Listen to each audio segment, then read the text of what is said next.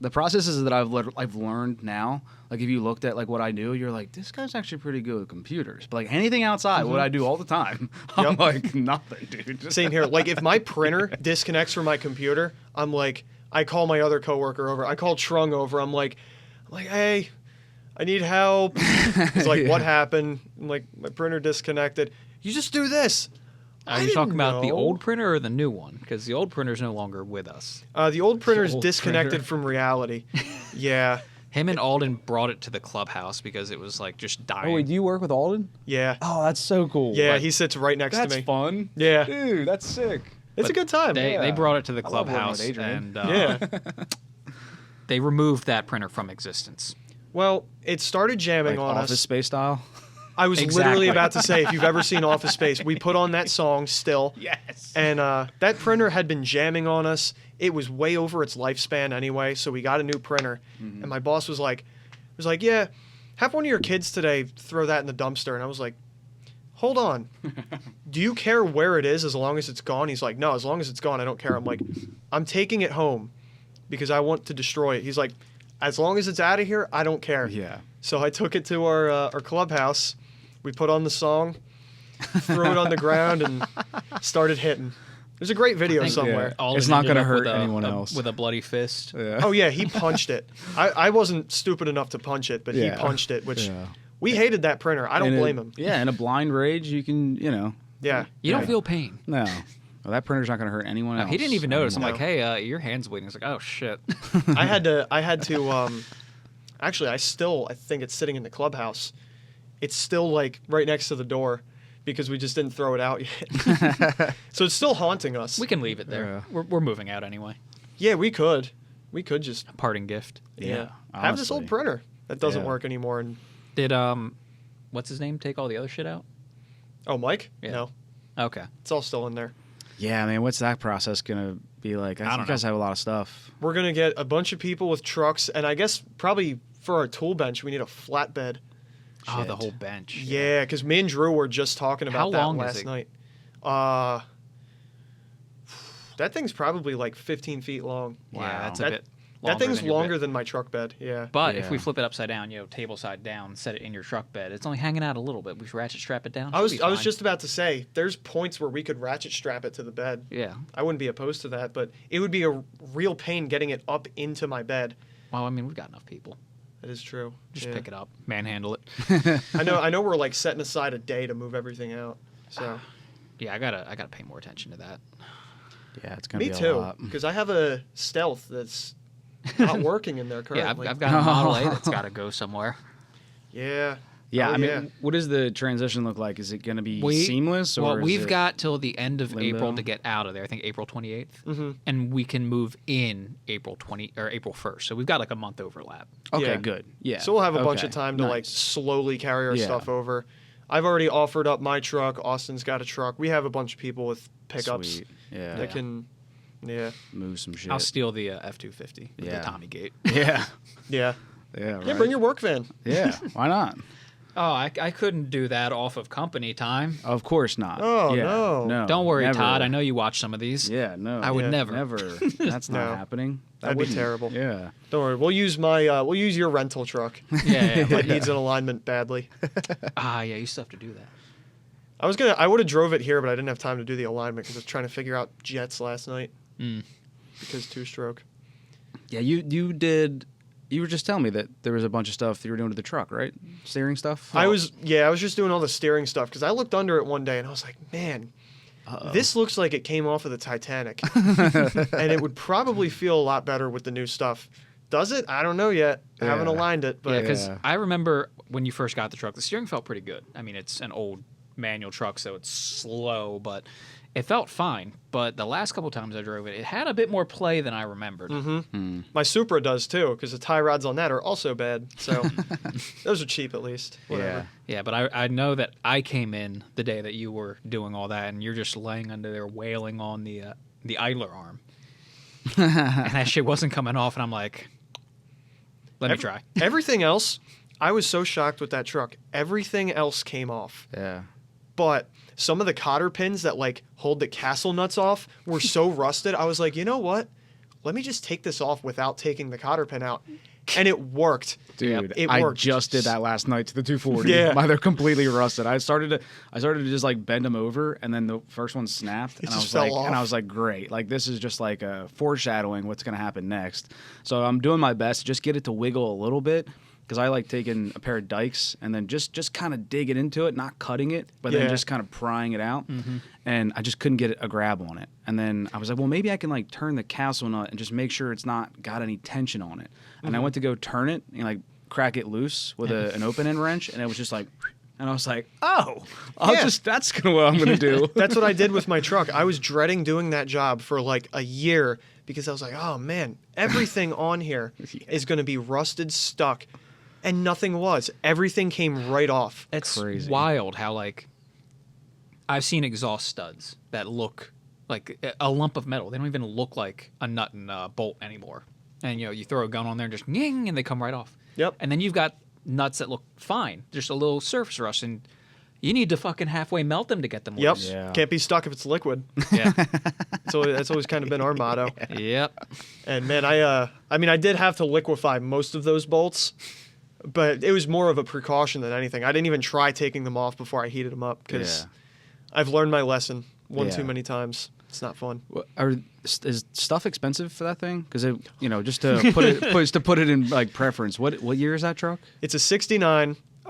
It is the most base model truck you could get at the time. Yeah. Maybe it's got like a radio. I think that was I think an the radio option. is the only option you have. Yeah. Everything else is like base about it. It's a 6-cylinder, 3 on the tree. Fuck yeah. Oh, and And- you probably have an optional rear. Yeah, optional really low rear end that makes it borderline unusable on the highway. But man, you can build a whole truck out of parts online with that thing, and aside from like sheet metal, all the functional parts are not that expensive. I could go on Marketplace right now and buy an engine for that thing for $50. Yeah. Running and driving perfectly fine. They just Why everyone didn't you wants a buy V8. that manifold I sent you a while back? Because that would be 8 times the cost of just buying another engine. Yeah, but And then it's- you'd have a dual barrel. It's a C10, quads. right?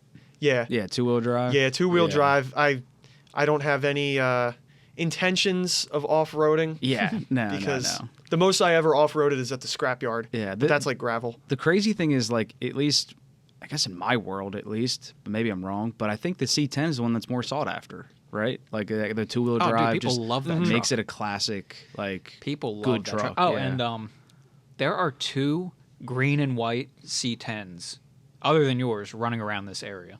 I saw there was another one that was near me that was like I think it was a C20, but it was a patinaed olive green just like mine. I was able to that. I was able to grab lunch with Fluff on Friday Nice. because I was at Mars, Yeah. and he works at Nissan right there. Yeah. So we grabbed lunch, and like we're sitting there in the Five Guys, and I look big out, spender. and I see Literally, dude. yeah, I'm an expensive dude. But I see I don't know exactly what year. I didn't get a good look at the front end. Yeah. And I don't have them memorized, but a late 60s, maybe early 70s C10 with the flare side or style side. whatever they call it. Oh man. But it's green, olive green with a white roof, and I'm like, hey, look, it's not Xavier. yeah. Yeah, could be me. for once, actually. Could be me if I had step Well, side. it was a short Yeah. bed step side. yeah. I like the regular fleet side. As cool as the step sides are, I love the fleet side and how usable it is. Yeah. It's Yeah. more like I can load anything I want in that And truck. you have. Yeah. Yeah. What was the heaviest load that you had? I had 1,100 pounds in that thing, and man, let me tell you something. When you have that thing with no weight in the bed, it's a little springy, the ride. As soon as you put 1,000 pounds in that bed, that thing rides like a Cadillac. And unless you Giving looked my behind Buick you, a run for its money. yeah, unless you looked behind you, you wouldn't know that you were hauling all that weight. The drum brakes still barely stop you. Crazy. And, the engine's still gutless. Yeah. So it's perfect. Yeah. But yeah, and I rolled up to the scrapyard. They were like, hey, you've got the wrong truck to do this. I'm like, why? It's doing it, isn't it? Excuse me? I'm here. Yeah. I mean, all the other people here have like Rangers and S10s. I think this truck is at least a half ton. So Right. more correct than anything else. Yeah. Yeah, just a Ranger And piled. it's the same size as those Rangers. Yep. Same Yeah. exact size, which is really Yeah. funny. Crazy. But I've put my motorcycle in the back of that thing when we went down to Trog. That was really fun. Yeah. I mean, it wasn't fun loading up my bike by myself, but, No. you know, a little bit stressful. Yeah. You, Yeah, that's We've all such a seen cool the vibe, videos, though. Like though. the old C10 with the bike in the back. Yeah. And what year is your bike? 75. 75. Dude. So, a Crazy. little new for my Yeah, taste. what is, you said it was a Katana? It's a Suzuki. It's a GT 550. So it's a 2-stroke triple, Whoa. and it's a wild bike. Yeah. But 2-strokes are so sensitive to anything. You run them slightly lean, kaboom. Oh. You put different pipes on them without rejetting them, kaboom. You know, Whoa. you run not the factory airbox, probably run lean and kaboom. So you got to be careful with them. But man, when they Holy run, shit. And his did go kaboom. I was riding home one night. I went to the pagoda because I was just riding around all Love over that. the place. I was coming home one night, and I'm on the highway. I start hearing this bad noise, and it was just like ping, ping, ping, ping, and I was like, "Oh, that's not good. That is not good at all." I threw the clutch in, and it just locked solid. I was like, "Oh, that's not good at all." I'm like, maybe there's a chance. So I tried kicking it over again. It moved like one click and then stopped. I was like, oh. So I walked it off the highway. There was a dude in his truck who followed me off the highway to make sure I was good, which Oh, that's nice. props to him. I Yeah. think his name was John. Thank you, John. Shout out to John. Yeah, shout out John. Dude. And then he drove me home too, which Hell was yeah. super cool. Dude, mega shout out, John. Yeah. So I came back and loaded it up. I tore it down. Turns out one of the wrist pin bearings decided to disintegrate completely. And I found out the other two weren't too far behind it. And it disintegrated. And because of the way 2-strokes work, they push air from the crankcase up into the combustion chamber. It managed to push one of those needle bearings up into the combustion chamber. It slapped against the head a few times before it finally wedged between the piston and the wall and just locked. So if I hadn't thrown the clutch in, the rear wheel would have just locked up and probably Dude. thrown me off at 60 miles an hour. Yeah. So Yeah. I'm I mean, good. at the very least, just like made you lay the bike down. Yeah. You know, take the ass end out and just, you're down. And it was- That's crazy. and it was dark dude. out, so that probably wouldn't have boded too well for Well, a you know, fella. props on you for hearing that and going, oh, Oh man, Yeah. I'm so in tune. Like I listen to Seriously. music when I ride, but quietly so But that I you- can but hear. you- I mean, you now work in a dealership. I've worked in a dealership. You've worked in dealerships. How many times have people driven a car in with like the bright red Right. oil light on, and the car's just and they're like, "I'd like an oil change." Yeah. Yeah, they just don't know. Yeah. Meanwhile, you're on a motorcycle, which is loud as hell, Mm-hmm. going 60 with all that wind noise, listening to music, and you manage to pick up the sound of a needle bearing bouncing around in the combustion chamber and have the wherewithal to grab the clutch right before the end of the line. Yeah. Yeah, that was definitely a moment where I was glad I wasn't a new rider on like my first bike. I'm also glad that's not my first bike because 2-stroke, but it's running good now. Yeah. I rebuilt it once over the winter. I tried to just do a slap together rebuild, hone it out. It did not work. But didn't And you ordered parts and like the barrels you got were for oversized pistons or something? I got 2 barrels that were correct, and I got one that was for oversized pistons. And the dude told me it was standard size, and I was like, all right. So I hit him up on eBay. I'm like, hey, man, you told me this wasn't for oversized. It turns out it's punched out. Not your fault. You didn't know. I was like, how do I go about returning this to you for a refund? He was like, I'll refund your money. Just keep it. I was like, huh? It's Okay. like, I don't have a use for it. If it's punched out, I don't care. It's like, Yeah. oh, cool. Okay. I got a cool pencil holder now. Something. Yeah, cool, that's cool sick. paperweight. Yeah. But I ended up actually getting machine work done later on. Now it seems to be proper. Yeah. But yeah, I rebuilt it the first time. It ran for like a week, and then it just blew up again because it didn't. I think the clearances were too big. But now it's perfect. Knock on wood. Yeah. It's Did you say that there were needle bearings for the wrist pin? yeah. So with motorcycles and those specifically, instead of having like a rod bearing that's like just a Yeah. piece A of journal copper, bearing. Yeah, it's Yeah. like a piece of copper and lead like usual. You actually have roller bearings all around. Whoa. So the wrist pins are rollers. The crank. And the crank is rollers, and they're all lubricated by, it has an oil injection system, so you don't have to premix the gas or anything. So those get lubricated by like little injectors. And I guess that one, I suspect what happened is they did a top end rebuild, and they reused the old bearings, and they were like terrible reproduction bearings, so they just disintegrated. Yeah. So the new ones I got seem Well, that and you okay. found you recently found that someone had put leaner jets in one of the barrels, and that causes kaboom. Working theory, Yeah. maybe that cylinder was running a bit lean and overheated that bearing. Possibly. There's a lot of possibilities here. Yeah, but that's 2 engine rebuilds for this winter. So Well, yeah, you are Mr. Rebuild, at least within the Outrunners Car Club. I think I'm at 5 now. My first one was a 300ZX, the VG30 V6. Yeah. My second one was a Chevy Spectrum Turbo. Turbo, the rarest car of all time, and With- also the most worthless car of all time. With how much crank walk? It was about an 1/8 inch. Yeah, It was which about an is 1/8 inch. fucking a mile. Yeah, with a in crank. engine terms. In engine terms, yeah. Yeah, and it's blowing oil out of all spec those is like seals. what, 3/1000 of an inch? It's like the width of a human hair. Oh, and it was just going duck, duck, duck, duck. I was like, ooh, that's not It's kosher. honestly, it's surprising your clutch worked. You know, Yeah, it felt right. inconsistent. And I was like, oh, this clutch just feels weird. Maybe it needs a bleed or something. No, the engine needed a rebuild. priest. Yeah. Yeah. No. The Spectrum didn't need a priest. Your Stealth needs a priest. Holy I hate water. Chrysler so much. We'll get to that. Yeah, we'll Yeah. get to that. But I So- did that. My next actual, I cared about it rebuild, because the Spectrum was kind of a budget rebuild of like, this is my daily driver. Rebuilt my Supra. I have an 86 Mark III.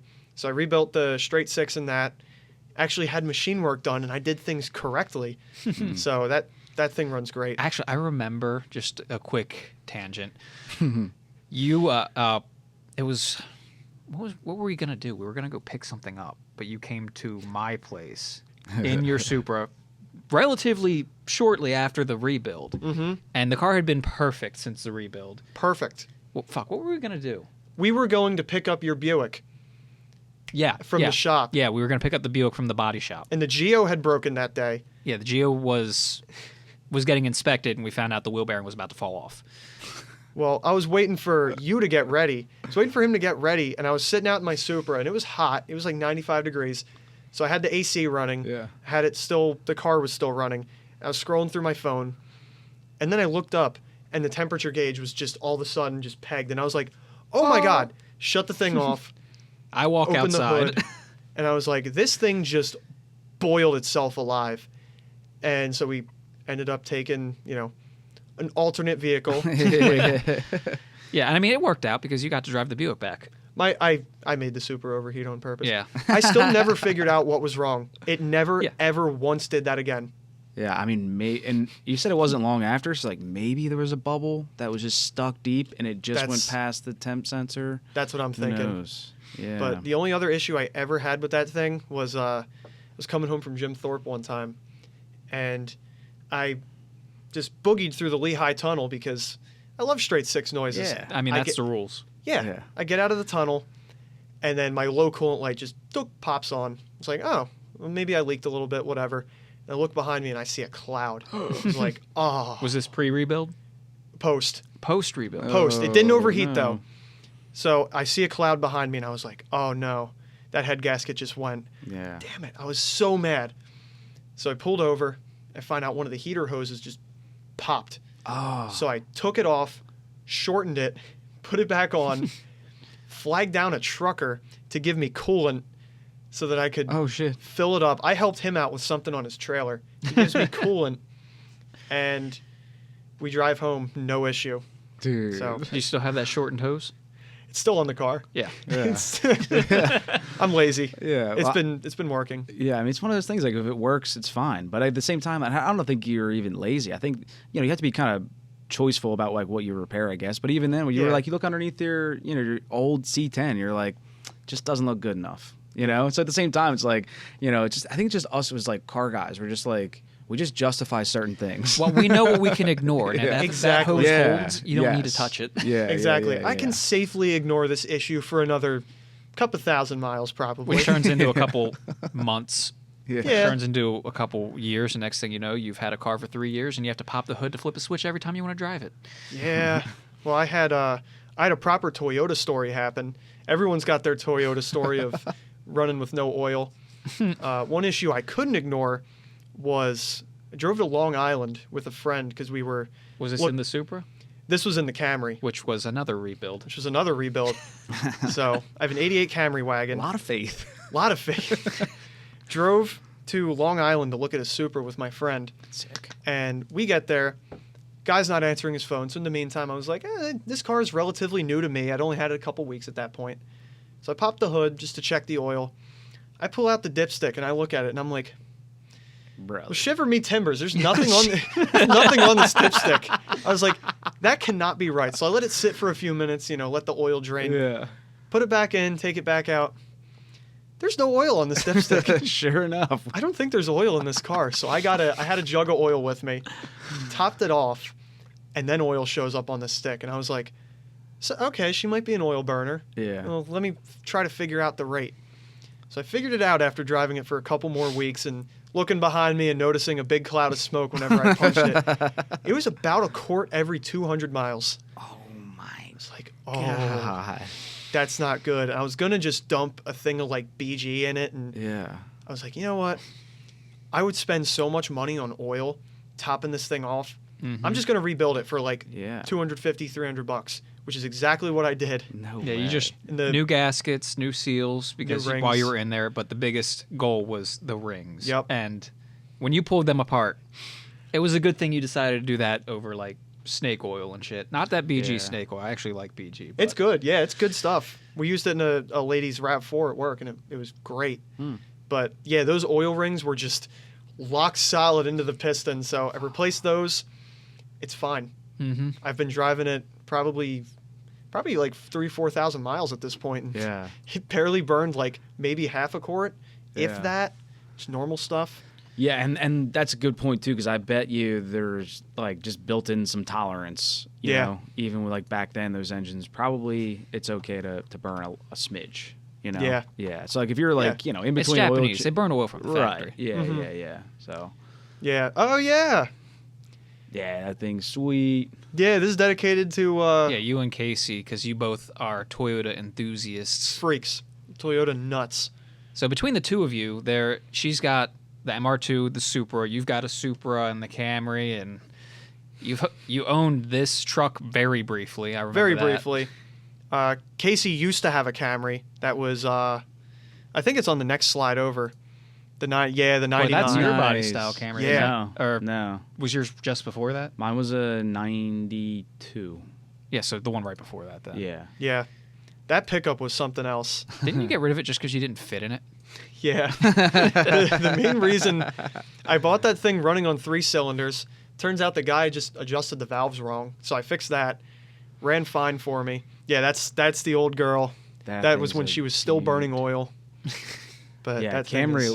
is- We left out the wagon. I didn't realize it was a wagon. Yeah, 5-speed Camry wagon. 5-speed Camry. Yeah, it's a what year? gem. yeah. 88. 88. 88 wagon. Well, I dude. was looking for a daily. I was looking at Volvo 240 wagons, but everyone wants Well, yeah, you $7 called million. me while you were out looking at one.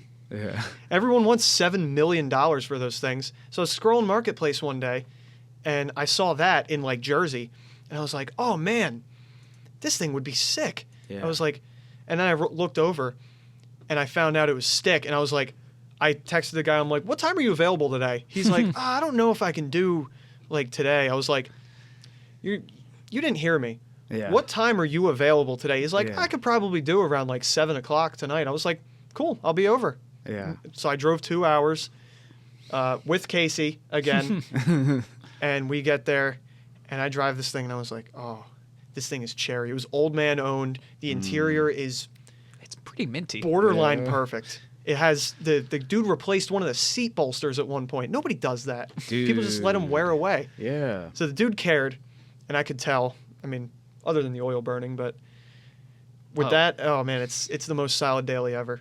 Got a cassette deck, CD player. Yeah. And, you know, if you're an old guy, you don't drive that often, and, like, you Yeah. can just check the oil, yeah, it's fine. Yeah, it's whatever. Yeah. But for somebody like you who's going to just drive to Staten Island, you know, on a whim, you Ends know, of the earth, yeah. you'd like to have good piston rings. I like my cars to be relatively functional. Yeah, Look, for sure. I'm fine if I have to top the oil up once a month. Mhm. I can put up with that Yeah. because that's about where I'm at with the Buick. And in fact, last podcast. Oh yeah, that's Oh, right. yeah. It had been a couple months since I Yeah. checked. Yeah.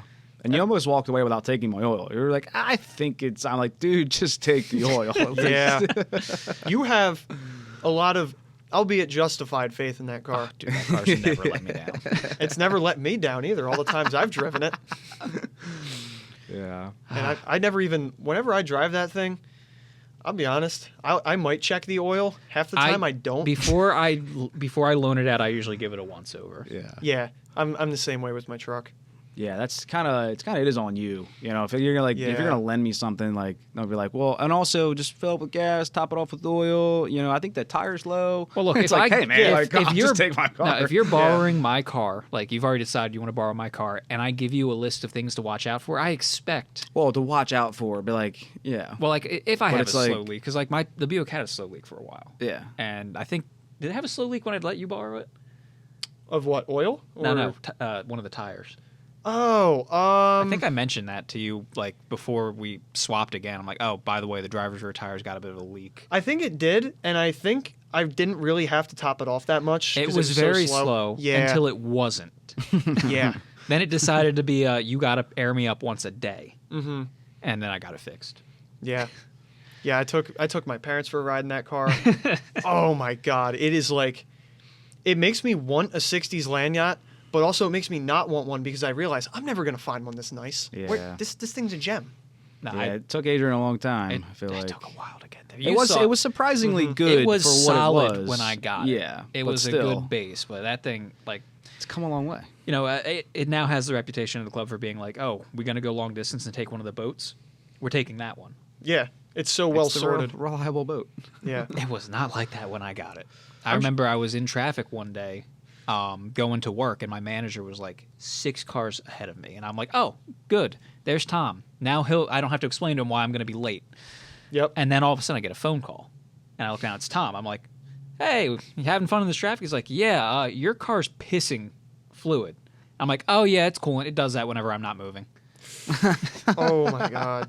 Yeah, that thing was running. I think the first time I drove it, it was running on probably 5, right? Oh, yeah, when Found I out? first joined the club, when Jake Sousa brought me in, it was pre-engine rebuild. It was still running on like 5.5 cylinders. But by then, it was reliable. That was a reliable 5.5 cylinders. Reliable 5.5 is better than all 8, but Yeah. broken Yeah, all the or time. an unreliable 6. Yeah, Yeah.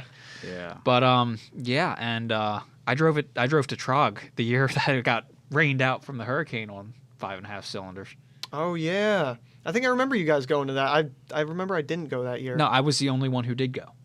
Oh yeah. Oh, that's There was a right. hurricane. That's Uh-huh. right. I'm like, I already paid for the hotel. I'm fucking going. I mean, hey. do And what you gotta Alden do. was gonna go right up until he was like, the trunk leaks in the Studebaker. Mm. Yeah, so just gonna fill up with water the whole I trip. said, you just drain Yeah. it out. It'll be fine. Did I even have my truck at that point? That was like, I don't think you did. That would have been 2023. Oh, so this thing's pretty new to you. no, I got it in 22. Oh wait. Hang on. Or was it 22? I think it was 22. If it was 22, it was literally the month before I got that truck. Yeah, it was 22. Does 'cause I- does Instagram track? I I didn't think post any this pictures. is well for his Yeah. car, Yeah, his truck. I have a. Do you guys a still have that car- Celica? What Celica? The Super Celica? Oh yeah, yeah. that's Casey's newest purchase. That thing is Dude. awesome. I love What Mark II Supras. Dream. Here, I'm gonna put that back up. That thing is Sorry. awesome. Yeah, dude. Yeah, that. Look, I'm sorry, Xavier, but I like Mark IIs better than Mark IIIs. Yeah, I wholeheartly agree with you. That is, Damn. and having driven that thing, it drives almost exactly the same as Well, the yeah, Mark because III. what's funny is your Mark III and their Mark II, the same year. Mm-hmm. Really? It's like a half year. Yeah. Mm-hmm. Yeah. Mine's an 86 and a half. Mm. Yeah. So yeah, I imagine they drive very similar. Yeah. Yeah, and your white Supra is so good. There's a picture of it back there too. I mean, It's we can it's just just so good. yeah. Oh, it's just so good. And I've driven that thing. You've let me drive it, and it drives like a new car. That Yeah. car I have. Except with personality. Yeah. I've often said I think that's my gold standard Yeah. Yep. Oh, yeah. You pulling the engines. I put that engine in. That was right after I put that engine in solo because I didn't have anyone there. It was like a Tuesday night. Dang. And my brother was off doing something, and it was at his house. So I was like, all right, I'm just going to go for it. Go for gold. Oh, yeah, I drove it up to Maine, too, pre-rebuild. Yeah, I was gonna say that's not doesn't not look Pennsylvania. No. Yeah, I drove it up pre-rebuild and pre-having the trim on the side of it. But I think it would be on cylinder 3 misfire. I don't have a lot of car pictures on my... Well, you got one. Yeah, oh, there's my old 300ZX. Oh, Really? yeah. Wow, that's grainy. I know we take Well, for what we is take for granted what 2022 like, phones can do now. Oh, look, there's the Belvedere. Yep. Is that Connor's Jetta, the one that he just bought back recently? Oh, yeah, it is. It certainly is. Yeah, I remember there was one of those nights where he Which brought one his of these two Jettas is his? The one with the one without the roof rack. That was Connor's. Okay. At the time, it was cherry. Yeah, that was Connor's first car, and he recently rebought it. Probably against everyone else's better judgment. It got haggard after it left his ownership. Oh, haggard is a word. It's a VW. Yeah, I have a car account too. I haven't posted on it in a really long time. It was cylinder 3 misfire. Cylinder 3. That's hilarious. That's where I have. That's where I have a bunch of my I haven't posted there in a while. You've got away with social media handles. Yours is hot dog water 420. I made that in like 9th grade, and I found out I was gonna change it, but I found out one of my friend's parents was like, "Oh, because my dad does crazy Christmas decorations," and they were like, "Oh, let's go to Hot Dog Water's house." So it's kind of tied to me in a way. Yeah, you can't change it now. No, it's you. But let me just read your bio here. Xavier, gay bar, 65 in a school zone.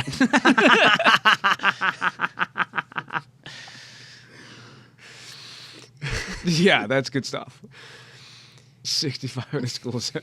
Yeah, my Instagram cylinder 3 misfire has some of my old cars that I used to have, don't anymore. Yeah.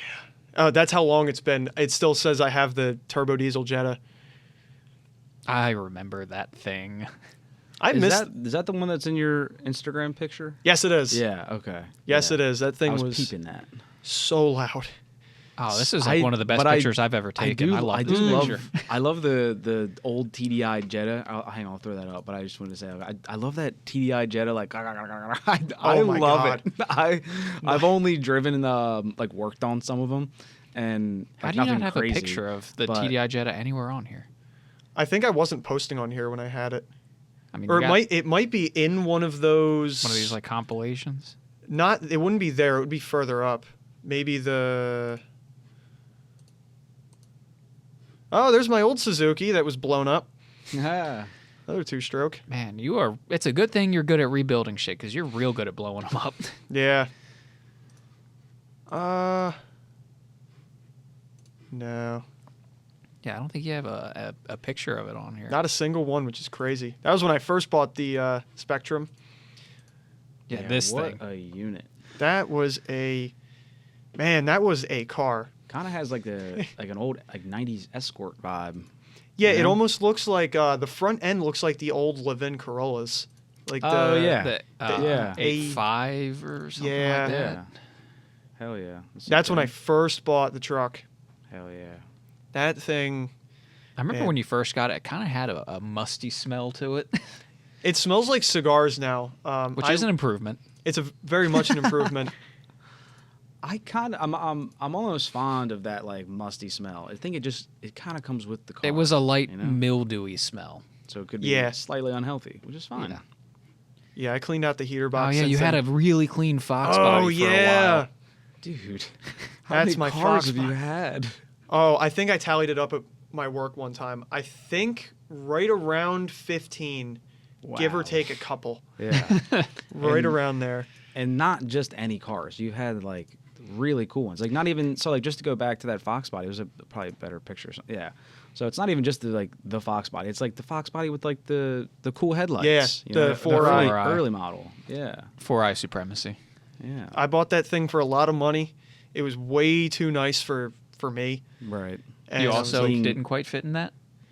not that- quite. I could have got seat rail extenders. I found out after I sold it, but But then you got the C10. then I got the C10, so my life's Yeah. been better ever since. So I can't complain. But man, Yeah, that thing was cool. I remember you saying that it was like too clean, that you wanted to do stuff to it, but you couldn't bring yourself to do anything to it because of how No. clean it was. It would have been such a cool car to lower or like do Right. something neat with it, but Yeah. man, it was just so Oh, you so and Alden? nice. Yeah, Alden's is actually like lowered like what I would have wanted to do to it. Yeah. But his is also not showroom pristine, so Oh you my don't feel God. nearly as bad doing that. Yeah. That thing was so nice. Those things are they're How did great you, cars. How'd you find that the Mustang? What's the story behind that? Anything? Honestly, that one that was my first foray into like I'm going to do purely old cars. Nothing else. Yeah. So I sold the Veloster I had at the time cuz Good choice. Hyundai. Very good choice. Sold the Veloster I had, and I went on the hunt, mostly for a Fox body, but just whatever old car I could daily. Yeah. Found that Fox body, and it was game over. I went to look at it. It's like, this thing's clean. Yeah. The red's so good, dude. It was the last year. If you got the 5-speed, if you got the automatic in 85, you got a EFI. I got the 5-speed, so I got a 4-barrel carb. Yeah. It was fun. Sick. And then you got the S10. Yep. And then I ended up S10, actually... C10. There's a big difference If there. you scroll up, the Grand Fury in that picture was my friend's at the time. I ended up buying that probably a year and a half and later. that turned you off Chrysler products. That turned me off Chrysler forever. Forever. I will never touch Chrysler again. Nope. What a cool, like, just old sedan, though. Chrysler decided they wanted their carburetors to get a little more fuel efficiency. Oh, so that had a feedback carb? well, it had the lean burn system. Oh. Chrysler oh. decided they were going to make a computer system that it did something with the spark and with the fuel mixture where it would make it run really lean but really efficient, and it wouldn't damage anything somehow. Under like really light loads. Yeah. What actually happened was they put a computer in the engine bay right above the hot valve covers and the hot exhaust. Over time, that computer just cooks itself, and then you have the condition like mine was in where sometimes it runs great, flawless, and then sometimes it runs on 3 cylinders, and you're like foot to the floor trying to How get it many to do cylinders does that car have? 8. Okay. 8. The full Monty. Yeah, so if it's running on 3, that is a significant loss of power. that's From a insane. Malaise era V8 that already doesn't make it. Yeah, yeah. Yep. The heater was stuck on in that thing because somebody decided I'm going to delete the heater valve. Why? Why would you ever do such a thing Because to a it car? leaked. Probably, and they probably couldn't find it. The one in my Buick leaked, and I somehow lucked out and found a new old stock one for sale on eBay. So I jumped on that. But you almost did it. Oh, You almost yeah. deleted it. I almost would have had to. Yeah. Or what I would have done was gotten a ball valve, Yeah, I actually, I which saw means that if one I of wanted the- heat, I'd have to reach under the dash and. Well, even worse than that, I saw one at one of the car shows. I think it was the one you guys Yeah, had. it was that Packard. It was, I think I thought it was a pickup truck, but either way. But yeah, I saw it in the engine bay, and I was like, "That's a real commitment. That's Yeah, like I think that's an annual Yeah. thing I you do." think that was that Packard. I think it was. Yeah. I'll never take for granted heat that you can turn off again. That car was truly during the summer. Alden's if you- car has a heat stuck on. Yeah, during the summer, that car was a true misery to drive because we took my parents one time to Reading in it because it was the only 4-door car we have because they have a Mustang. Yeah. So it took them to Reading, and on the way there, it started running like crap, and it also started raining. So the windows were up, the heat was stuck on, and I was matted because this thing was about to just kill itself. And you got your parents in the car with you. And my parents were in the car like, "Is this thing all right?" I'm like, Nah. "It's a Chrysler product." And It's- I didn't fit in that one either. You know, it's huge. Damn. And so, is the MR2 yours? I wish. No. Okay, I was gonna say, did you fit in that? No, Casey's got. I fit in that well. I actually. love that. I love that. It's so funny how like small cars can be so like it's like underestimating like how much room is actually inside. The Grand you know? Fury was probably twice the size of like an AW11 MR2, but I fit in an AW11 MR2 with room to spare, Yeah, comfy. which is crazy work. You probably fit Crazy. really well in my Fiero too. Yeah, I do fit. I've driven a. What Oh, year's you- your Fiero? Well, it doesn't matter. They're all the same generation. That's true. But yeah, 87.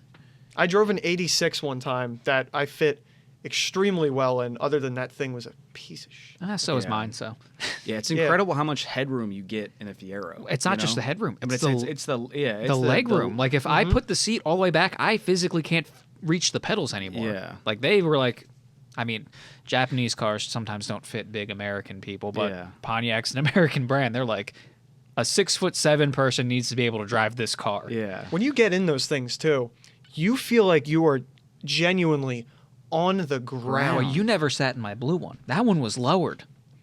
Did I not sit in that the one time we You had sat our in the little white one, Oh, not my blue one. My blue one was lowered. How on the ground does that one feel? You could kind of forget about it while you were driving, but when it really hit you is when you got out, swung your leg out, and immediately hit the ground Yeah. without even putting your leg down. Oh my god. You remember the blue one, Yes. right? Yeah. Oh my god. Yeah, Like, I it remember like was- sitting in it too. Like it kind of gave me like the vibe of like an IROC Camaro. Like Well, yeah. the interior kind of has that. Well, vibe. It's ever the same since the third gen generation kinda. Camaro, even to the fourth gen, Yeah. like you notice the seats like this high off the floor, so your legs are just straight. Yeah. And the yeah. Fiero's And it's- absolutely and it's no wide. different. It's a wide little thing. Like yeah, that thing's sick. on Oh. the ground. God, I really want you to get yours back. BMW. I'm working on it, I know. You'll get it there. Yeah. Or Tim Yeah. Brown will buy it and he'll get it there. and then I'll be able to drive it. yeah. Those interiors on those 80s, Oh, they're painfully 80s, and I It's- love it. it's 80s GM. I don't know what it is.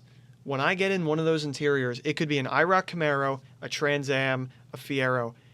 I just sit in it and for some reason, I just think of Trailer Park Boys. I don't know why, because there's really not anything in that show that relates to it or It's anything. just But giving that vibe. you just feel Yeah. like King of the Trailer Park sitting there because everything is just degraded plastic. Yep. And everything around you is And it just doesn't like. quite fit right, and it all rattles and squeaks. That was the problem with my Fox body. Was I had the Fox body and a 300ZX at You the had time. the world's cleanest Fox body, and it still rattled. Still, when you were going down the highway, you hit bumps, everything would rattle. My 300ZX I had that was significantly cheaper. The interior, you could try to move anything in it, and it was solid. Yeah. So solid. But the Yeah. Fox body, oh my God. Yeah. Yeah, That's so funny. it's just Americans. They found the cheapest, most garbage Little Tykes plastic they could find Yeah. to put in cars. They were like, yeah, let's make the whole thing out of this No, pretty so much. I have this observation that I've made. I'm convinced that GM and Volkswagen use the same plastics, but where they use them is where they change it up. GM uses the chintzy, shitty plastic that falls apart and dry rots in the interior, but uses decent plastics under the hood. Volkswagen uses the decent plastic inside, but uses the shittiest brittle plastic possible under the engine, like Yep. in the engine bay, for vacuum lines. 100%. Yeah.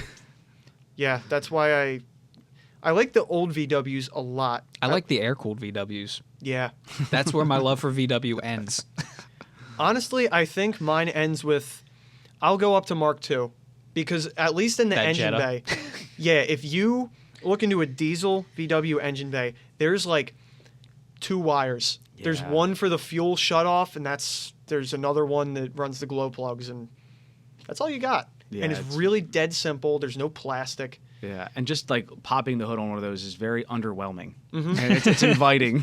Yeah. You know, it's like I can. You say live with this. underwhelming. I say inviting. Yeah, inviting. Yeah. Sure. Yeah. And you turn them on, and they just go. It's the best. And then we're sitting at a red light, and our friend Alden in the Fox body's in the lead, and then it goes green, and he tears off, and the guy behind him tears off, and the guy behind him tears off, and then I hear you spool up, and and then black smoke comes out, and I'm doing a quarter throttle, trying not to go into your back seat. That thing Yeah, was they so- don't. They're not very fast.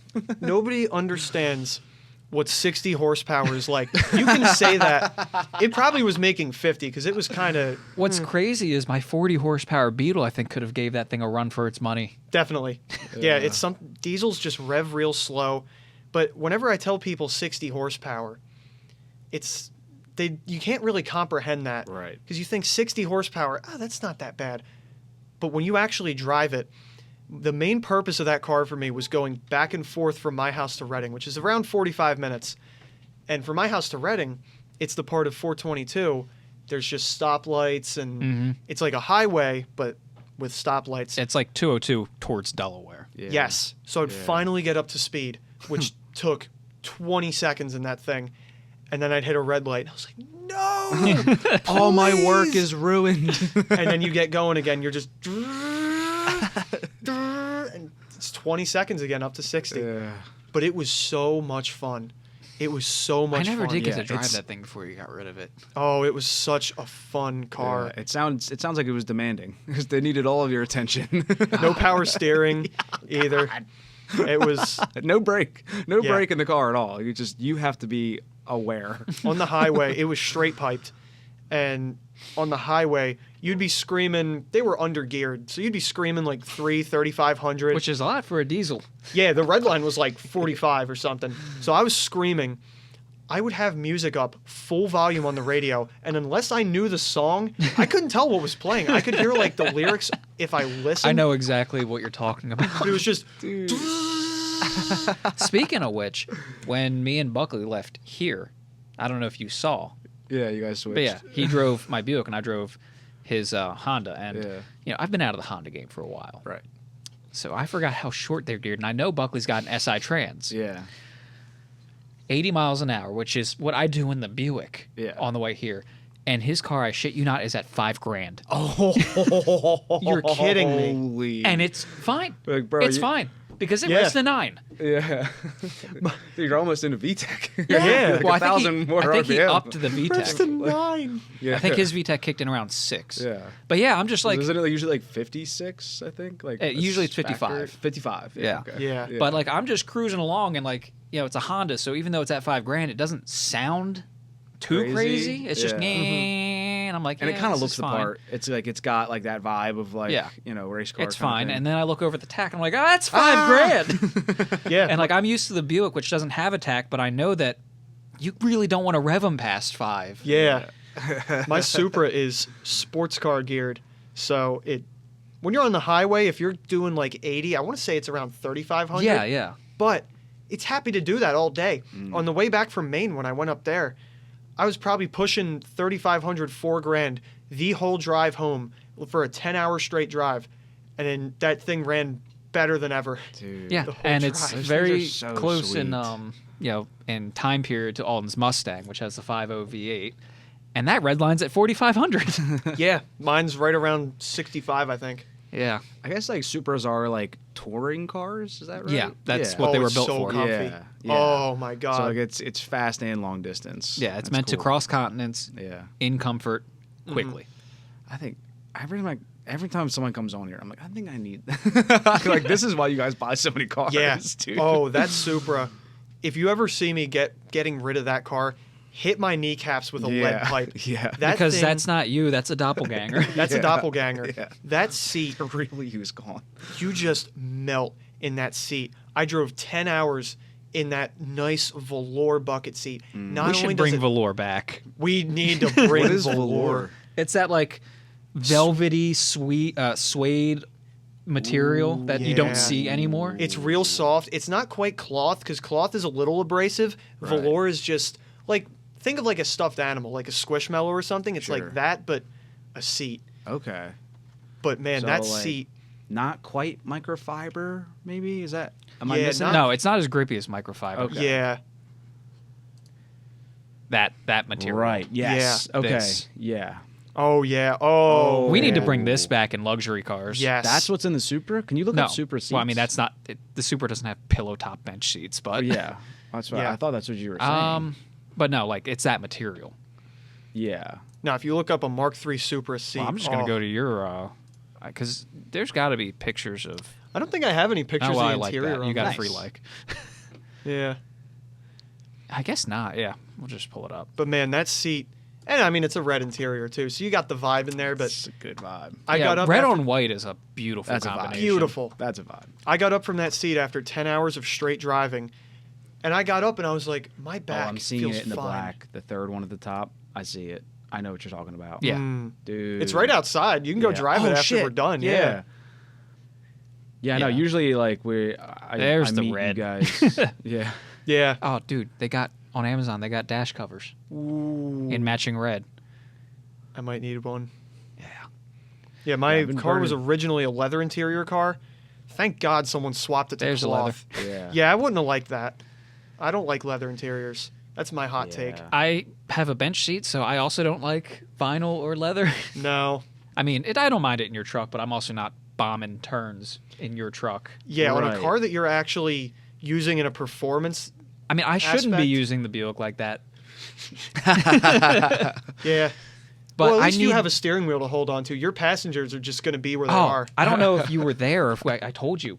So, do you remember when we all met at Sonic? Yes. And we had the Mustang, the Chrysler, and Ryan's Galaxy, and then you came out on your bike. Yeah. And then after that, Alden followed you home. Mm-hmm. We followed Alden because we didn't know he was the one who was going to be following you. Oh. So you know the turn right before you get to like your street, that turn. Oh, you were in the Galaxy. I was in the Galaxy. Ryan was driving. We were too far back. Like we had fallen back because we were trying to figure out where Alden was going. And then we're Yeah. like, oh, he's following Xavier. So we had fallen back trying to figure that out. And we didn't see how much Alden had slowed down for that turn. Oh, that turn's deceiving. That turn's really deceiving. I have my phone up because I'm pulling up directions of the clubhouse from there.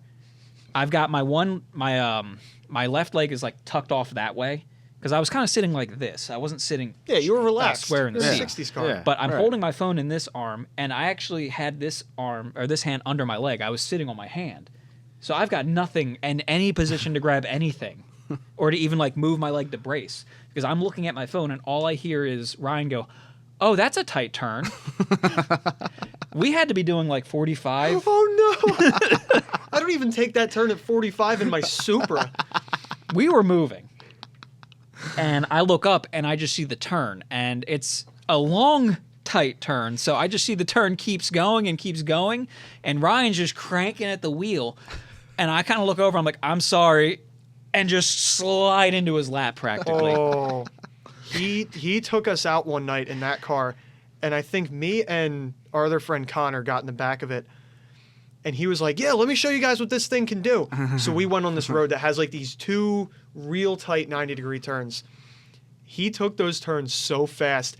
And I don't know what it is about the specific leather on his seat. They are just ice rinks. Zero friction. There's no friction. Even my truck's got a little bit of friction It's on got the a little seat. ass sweat on it to help stick you into place. Yeah, but his Yeah. seats are just, it's almost like he armor-alled them or something. Yeah. Because he took turns, and good thing we're close friends because we were just boom, and then he'd take another turn, and we just slid straight into each I'm other. like, I'm not exaggerating. I ended up like one of my cheeks was on his lap after that turn. Like, Yeah. That's a rough turn to take fast. I've had so many people come over my house for the first time.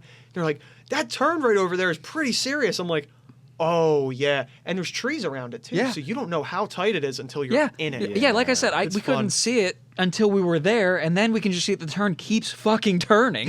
Yeah. By then it's too late. Yeah, and Ryan's just locked in. He's at the point where like you can't brake. If you brake, you're gonna just lock him up and slide. Like at this point, it's turn the wheel and pray. Yeah, and to be Yeah. more specific, what do you call that? Like a increasing. Oh, a decreasing radius turn. Oh, yeah. So like it's not even like it just keeps turning; it's getting tighter. Just Yeah. put that in perspective for anyone's listening. Like, Yeah, it's getting, so- the turn is getting tighter and Thank tighter God. and tighter and tighter, Yep. and no one's slowing down. Thank God Ryan's got these beefy fucking tires on that car because the Buick would have just ate it. Oh, The yeah. Buick would not have made that turn. Dude, that's fucked. Yeah, Ryan's... That and his suspension's a bit stiffer than mine. Yeah. That Galaxy kind of handles. No, that thing boogies. It's kind of weird. It is such You a have to big, get heavy car. Yeah, you have to get it out of your mind the size of the vehicle because this is what I do with the Buick. Like I've gotten comfortable enough that I trust what the car can do. I know what it can do, and I trust it to do it. It does not feel like it's going to be able to, but it does. And I scared the shit out of Dom a bit with that. But The Galaxy is another level above that. It's got stiffer suspension. He's running wider tires, and it's just an overall sportier car. It's still a fucking yacht. Yeah. It is. Yeah. But Sporty I mean, yacht. we've watched Goodwood. We know what Galaxies It's a can sports do. lorry. Yeah. I mean, I'm sure you've seen Goodwood. Yeah. Yeah. You know what a Galaxy Yeah. can do. Yeah. Oh, they're ridiculous. Yeah. Galaxy just gunning down an old Mini. Yeah. Just tearing after them. We used to do mountain biking trips, me and a couple of my friends. We would do them in my C10 because it's reliable and it's cool. It's cool to roll up in that thing. Yeah. And bench sheets are, we've talked about this on the podcast, bench sheets are like the ultimate for in-car socialization. Yeah. They always got a kick out of how comfortable I was with that truck and that I knew the exact limits of it. Uh-huh. We Yeah. were going out one day. We were going down some twisty, turny back road. And I was like, you should be my rally co-driver. You have the directions up. Just tell me where I got to turn. And we're just sending these turns, and they're both cracking up because I'm whipping them. And this truck is just floating around. And we get to this one turn. He's like, turn, you go right here. And I was like, uh-oh. Whip it around. Hard lock to up the brakes for a starboard. second. Yeah. And it just goes, and we make it just barely. And you can just hear them in the video. They're just cracking up. It's so funny. Yeah, these old cars, like a lot of people nowadays are timid when driving them because they're big and they're kind of floppy and they roll a lot. Yeah. But do you think people were driving them like Miss Daisy back in the day when they were Yeah. new? The Nissan probably Altima not. driver. People didn't fucking change. Yeah. all The right? Nissan We've Altima made driver's dick not a jokes new and fart thing. jokes since prehistoric times. They Forever. found them in fucking like ancient ruins in like Icelandic caves. People Yeah. haven't fucking changed. Yeah. No. They were driving, like my Buick was a bingo bomber even back in its day. Yeah. And you can guarantee it was some 16-year-old's first car, and they beat the shit out of it. Yeah. It makes me wonder, like, what was the Nissan Altima of back in the day? Like a car that Chevy really- too. Yeah, Ford Falcon. yeah, probably. But a car that doesn't have very much power, but a car that people would routinely pass you like you're sitting still at 80 miles an hour, you know? I mean, hell, I do Does a that in my Pinto car fall nowadays. into that? Yeah. Absolutely. Okay. Yeah. Yeah. Yeah. I mean, honestly, it's safer to be a Nissan driver, an Altima driver, and a Pinto because if you're going faster than other people, they can't rear end you. You know, that's a really good point. That's a really good point. Maybe that's what spawned it. Yeah. Pinto generation's Yeah. kind of passed down that culture. Yeah, Altima energy is actually Pinto energy. Yeah. Can I take a pee break? Yeah. Is that good? What were we talking about? I forget, but the interiors of these things are these Mark III Supras are sick. I've always had a strong affection for those. Like before I knew like what cars like really were. Like when I they're was just good young, cars. They you look know, great. just Yeah. googling around. I always loved those cars and just like, oh, the interior is And, so good. They clean up They nice. sure do. They do. Yeah. My buddy, the one I currently own, my buddy Your had. buddy that you own? Yeah. The Supra I currently own, my buddy owned it. And the one night we switched cars and we were kind of talking about like trading. So I gave him my 300ZX for the day. He gave me the Supra. And I was driving it home from Reading and I was like, man, this Is that thing Connor or Sean? That was Connor. Connor. I was driving it home from Reading. Loved the sound. I loved the way it felt, how comfortable it was. I was like, you know, this thing's a little rattier than my 300. I kind of want it. And we ended up like we switched back, and eventually, I just texted him, said, "Hey, when do you want to go to Gibbons Fast Tag? We're gonna go. We're gonna go switch titles. I Yeah. really want that car." Yeah. And we did, and it was the best decision I ever made. And then he Damn. sold that to his brother, and then he bought a Mark III Supra anyway. Yep. He missed the car so much. Yeah, he went and bought another one. And then his Yeah. brother went and traded that 300ZX for a Stealth that I now own. How does that work? So yeah, Connor and Sean, they're brothers, and then there's Xavier, and they just move cars around. Yeah. One of them will buy something occasionally, and then it'll just get put into the rotation. I sold Sean my Jetta, my bike. Oh, what else did I sell? Is that it? I feel like I sold him something else for sure. Well, he ended up with your 300ZX. He ended up with my 300ZX, but first Connor had it. That's what I mean. It's just a revolving Yeah. door. And then I ended up with the Stealth. That was the first thing I ever bought off of them. And that's a Z32 or Z31. 31. It was a Z31. Yeah. Yeah. We had bad experiences with Z32s. Really? I've always wanted one. No. And like it's not the car necessarily, and I would love a Z32, although I think the rest of the Outrunners would shun me if I bought one just because of one person who has a Z32. Who luckily no longer lives around here anymore. Yeah. I don't know if he like through like my Instagram watches the podcast, and I'm hoping he doesn't recognize that we're talking about. But yeah, There's a lot of Z32 There was people out nothing there. necessarily wrong with him, but he gave off just weird vibes. Mm-hmm. I don't think he would have fit with the club, I Yeah. guess. Well, I mean, like there's always a culture, and he just was- like it's how friend groups are made. He was kind of local, yeah. so like if we were out doing stuff, there was a good chance we'd run into him. He worked at the AutoZone that Well, we now went he's definitely to. going to know we're talking about him. Oh. Whatever. Yeah. But And he had a name. I'm not going to say it. And then somebody else came to one of our car shows, the one that we hosted in Phoenixville, yeah. and also had the same name and also gave off similar vibes. So we made a rule that no one with that name was allowed in the club. It's a bad name. We have like 2 names like that. Well, that no, the other name's on probation because we had one bad egg with that name, but we haven't met another one with the same name. So that name's on probation as well. These are great rules. Hey, sometimes you have to have weird. Well, hills you to know die what? on. Actually, by that same standard, if we're doing a 2-strike policy, then Z32s are still allowed. We haven't found a second bad one. That is true. There is a Because the other guy with the bad name had a different car. there was a a pretty cool Z32. They just came with the wrong engine. They should have been SR20. That should have been the engine.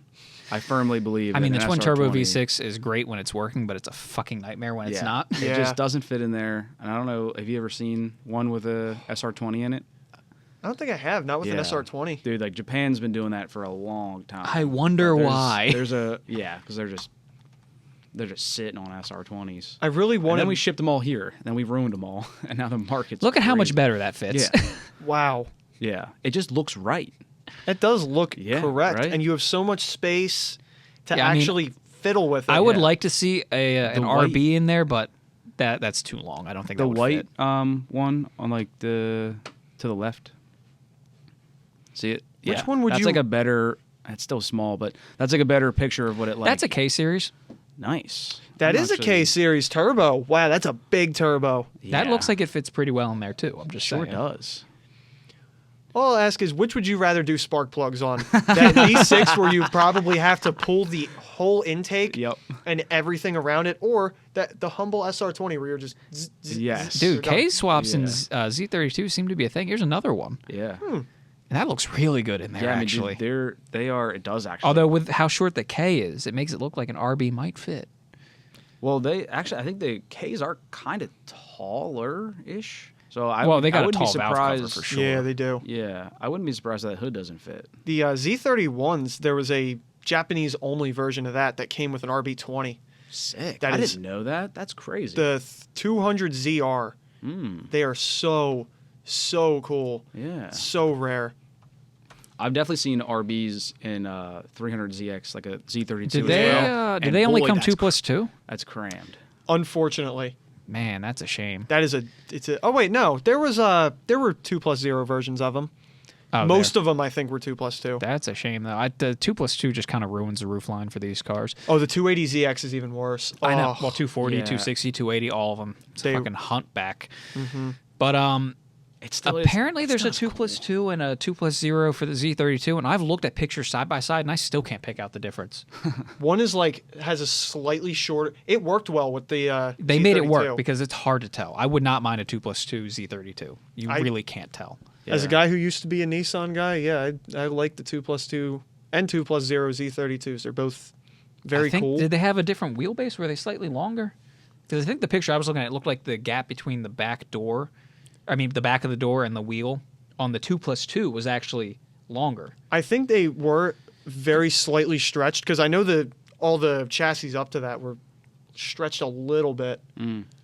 Because you would think with the 2+2 that gap would actually be smaller because they'd have a bigger front door to make access to the back easier. But since that gap was bigger, it makes me think the door was the same size. They just stretched the wheelbase. I don't know. I haven't looked into it too much. That's the RB20. Oh yeah. Yeah, that's snug. That is snug. But in that there. makes me think if they can fit an RB20 in the Z31, then maybe you could fit an RB26 The in the proximity of that You timing can. cover. I've seen it. Z32. Okay. Yeah, no, I've seen it. What's that guy? Mad Mike? Or Mike? No, Mike. You guys know Mike? Really think I've famous heard of Mike YouTuber. Mike. He did it. It's cool. I think you. Oh, wait, you know what? Wait, no. Would a 2J fit in a I Z32? think he put a 2J in it. I think he put a 2J in it. But tomato. I think they're pretty close footprint, but The proximity Yeah. of that But just valve remember- cover to the cross member scares me. Or to the frame. oh, Not the yeah. valve cover, the timing cover. Yeah, The timing cover to the rad I support. know it's that's crammed in there, dude. It's tight. Yeah, And the same doing thing- spark plugs on that, not a big deal. Doing a Yeah. timing belt, I think even the SR20s, you Engine still out. have to like notch the subframe too. well, I subframe, can't- that's but kind of to be expected. Yeah, not with an S. You would think with an SR20. Like- All I'm saying is that oil pans, when you do weird swaps like this, are infamous for just like Sure. not fitting. Yeah, but I Yeah. would say that you definitely got to do some modification for an RB. Oh my God, Any yeah. kind of straight Or a six. 2J. Yeah, Or the fucking 4200 Atlas. yeah. So did I tell you that I started looking into that? Yeah, for they're tall. 240s. Yeah, they're wickedly tall. So like the GM Atlas straight six. came the player Trailblazer. They are Oh. Yeah. they are lately they're becoming they're gaining notoriety. People are starting to build those. Yeah, I always thought those were kind of neat. yeah, I don't know how good it's of got engines they potential are. to be the American like Barra. Barra. The Yeah. Ameribarra. Yeah, they're okay, but if they want to hang with Jay-Z, it seems like they need slightly more engine work to I mean, create the same Look, power. J Yeah. People 2Js don't are a have- finite resource, and they are starting to get chewed through. There are still tons of these Yeah. around because no one fucked with them. Yeah. So if I want to spend 10 grand for a 2J or 5 grand for an engine that makes Yeah, I'm 70 to 80% of the power, Atlas isn't it. It's not it. Yeah. I'm telling you, it's not it. We want to talk about like subframe modification. Like It's the a oil tall pan motor. has to like hang below where the subframe is. Oh, Like God. to not have the engine hang. I'm too surprised you far just over now the realized how forward. tall they were. Well, There's no oil pan, but you I can see that's a still- tall Wow. engine. yeah, I know, but at the same time, I always maybe it's just me, but I feel like pictures can be very deceiving. But So are those like reliable? I don't actually know. pretty Anything. reliable. I mean, I think people have put some miles on some Trailblazers, What's wrong Yeah. with Google here? but yeah. So from what I've seen, at least putting it into an S13, What is going on? Why is this breaking? The most, There you go. Built Atlas 4200 swap Oh. Nissan S14 240 oh SX. my Yeah. God. so the amount of Oh, look at that manifold to strut tower clearance. You Yeah. better have some stiff fucking but mounts. that hardly looks like it may have been photoshopped in. I'm kind of.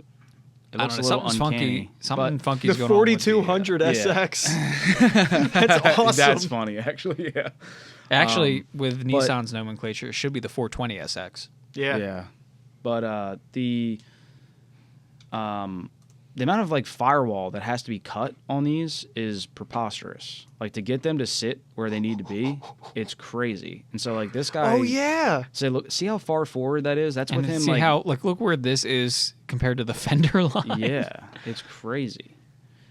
So the video that I 240Z with one of those. Dude, look, I mean, I know That is you nuts. have reservations about it, but it looks like people are jumping all over this. Of course, dude. People are always going to do this stuff for sure.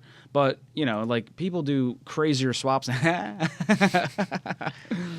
But yeah, people do crazier swaps than this. But oh god, they fucking The brake line. fitting it up against the Master as well. Just seeing Vortec under the hood of a 240 SX is just hilarious.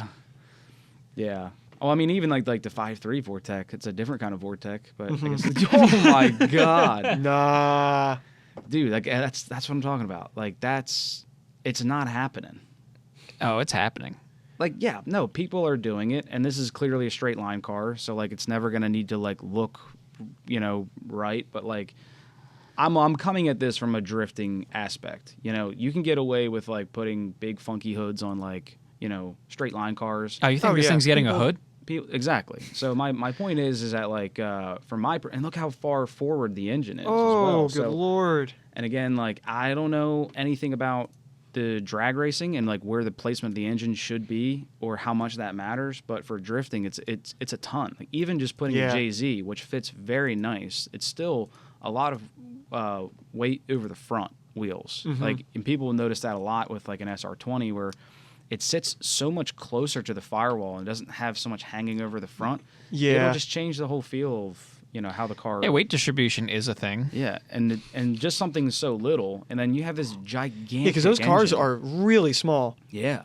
You don't Very realize how small they are until you're susceptible right to, like, there. little weight changes like that. Yeah. That 240Z junkyard turbo swap was like the the video. Rotson. That was like the video that got me into cars. Like overall, if I had to pick a spot, that was it. Is it the Roadkill one? Yeah. Yeah. The Yeah. Rotson. That was so Yeah. cool because Wasn't that a GM like? it was V6? a GM. It was a 4.3 V6 Yes. with a Power Yeah. Stroke turbo on it. Yeah. It sounded ridiculous and it broke constantly. Yeah, it never ran right. And it made me get into cars. Yeah. And it made that my dream car. Yeah, I mean everyone loves a 240Z. I love stupid engine swaps. I really do. I once saw Yeah, me too. But this one files under. I love it, but I just don't see it being like the same as like where it just everyone has got a. It's 2J. not a 2J Yeah. drop in. Yeah, it's not going to be that. Or like in Australia, everyone has a Barra. Right. Yeah. If you Actually, find a isn't Barra even- stateside, and even oh, those- The Bears are pretty big though too. I think Yeah, they're tall. They don't fit Yeah. very well in JZs either, but they fit really well in Mustangs. Mm-hmm. You buy like a 2016 and up Mustang, plop right in. Yeah. Yeah. But I think that's kind of the move. I think that's the other part of that too. Is that like I don't think that S13, S14s, 240SX, even S15s they really don't have much life left in like sports as much as they used to. No. No, Like, they're people gonna are get moving to paid- Mustangs. People yeah, are moving Fox to bodies are now FRS. going to be trashed. The ones that are left, and they're so expensive still. You know? Yeah. Yeah, but the SN95 Mustangs are definitely going to get a thrashing. I know, and they're still cheap, man. They're still cheap. 350Zs are now becoming clapped enough that people were just turning them into drift missiles. G35s. Yeah, I think that their ticket's pretty short too. They're about to like the Nissan made a lot of those. They did make a though. lot. Yeah, and I could be, fear mongering a little soon, but I would say that like the number is plummeting, probably Yeah. faster than we can even conceive. Well, The day I, that SN95s get expensive, we are cooked. Those are terrible looking cars. Yeah. I mean, I like them. this. I like the second gen, the more angular, the new edge ones. I like those. I just, whenever I see them, I'm always like, yeah, it's a car. Yeah. It's a Honda Civic with a big V8 in it. It just looks Yeah. like No, that's the '66 Mustang. That is true. That is true. Dude, At least speaking of every that, day. dude, Tim, like he got that straight six fired up, and again, like I didn't put any thought into it, but just when I heard what it sounded like, I was so caught off guard. I was Mm-hmm. like, "Fuck yeah, that sounds mean." I didn't Yeah. like. Man, if you had taken your truck, we'd be ripping the exhaust off right after the header. yeah. Should have. Actually, like your truck, and you've heard it because we drove around in Yeah. it. Yeah, I mean, I Took it to the putted- company Christmas party, Oh my God. Yeah, but you stand by the exhaust pipe on that thing, and it's got a nice little rasp to it. Yeah. It's got a little burble. Yeah. Yeah. So like Yeah. if we just, I'm not saying get rid of your muffler, but like maybe take it out and put a glass pack in, just to give it a little bit of A volume. little bit more. Kind of like It just sounds like a Austin's, really Belvedere. quiet diesel. Yeah. but kind of like Austin's Belvedere. Just give it some voice. Yeah. I think it'll sound good. That muffler in that truck is like that long. Yeah. It's massive. It's putting in the work. It really is. yeah. I wonder how much that would help it breathe as well. You Yeah. think you Well, might gain a half that's not an horsepower? issue. That's not an issue. The truck's got enough power to get out of its own way. Like it keeps up with modern traffic fine. It's the gearing. It's all gearing. The gearing, Really? it runs out of gearing by like 55, 60 miles an hour. Like you is, could push it to 70, but I I've wouldn't pushed want it to to stay 80, there. but for a second, and then I was like, this sucks. I don't like this. Straight sixes sound great though. Yeah, and then there's really nothing you can do with the three on the tree, right? Is there? Well, a rear end. You can do a 2-speed rear, and I've thought about it, or Hmm. get an aftermarket like overdrive unit, but it's so expensive. I Honestly, kind of just want to gear up the Yeah, rear. just 'cause gear it up. You're not. I want to keep the Your truck's not lacking for power right now. It was geared the way it was, so you could load it up with hail bays and drive around the farm. Mm-hmm. You're not doing that It's much. literally the most farm truck. yeah, you hardly move hail bays. Yeah. Hail bales. Hay And bales. back on the farm. Yeah. You know, I'm moving bales of hay. I throw a cow or two in the back. Yeah. She does it. You're not doing that. I mean, like No. when you do your 1,000-pound scrap runs, maybe you'll miss it, but just for everyday driving. It still probably won't care. Yeah. It's not like I go far with all that how scrap. far is the scrapyard? 15 minutes? Yeah, we'll Yeah. be fine. Yeah, Yeah. you can afford to lose a little bit of that low end torque by And a little bit of gearing it clutch. up. Yeah. Yeah, It'd be an easy clutch to do. Yeah.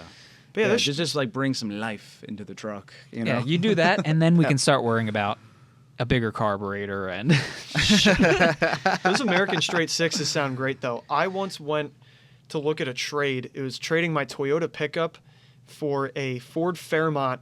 It was a Ford Fairmont station wagon with a straight six and a factory 4-speed. Why didn't in you? it. Because the guy got cold feet, I guess, and he decided he wanted to keep it. But man, it was straight piped, it was lowered, it looked great, and it sounded mean. So it was a Ford. It had the Ford 300, the same straight was- six that Tim does. It was actually a 200. Oh, a little guy. It was the little guy for the passenger cars. Dang. So it was either a 200 or a 240, but I think it was a 200. Man, that thing burbled. It kind of, when you drove it, it kind of sounded like a similar generation Mustang. Let's see what sizes they had. Second gen. And that's Where's the the Mustang. What year was it? That's kind of that's on my So list cool. of just 80. fun things. 1980. I've always wanted an SVO. 1960 through 84, right here. Yeah, 200. That was a thing. Yep. Yeah, I'm 95% sure. Ooh, Yeah, it was a 120 200. horsepower. You know, it kind of moved. It kind of had a little bit of scoot to it.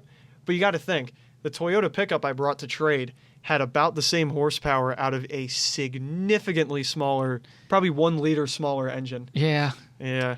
but you know it had dual Nine. overhead cam, or was it? It was, Single? it was just single. Single, but it had the straight through head. It didn't have a reverse flow. The 22R is another engine I've ran out of oil because it blew out a seal on the back of the head.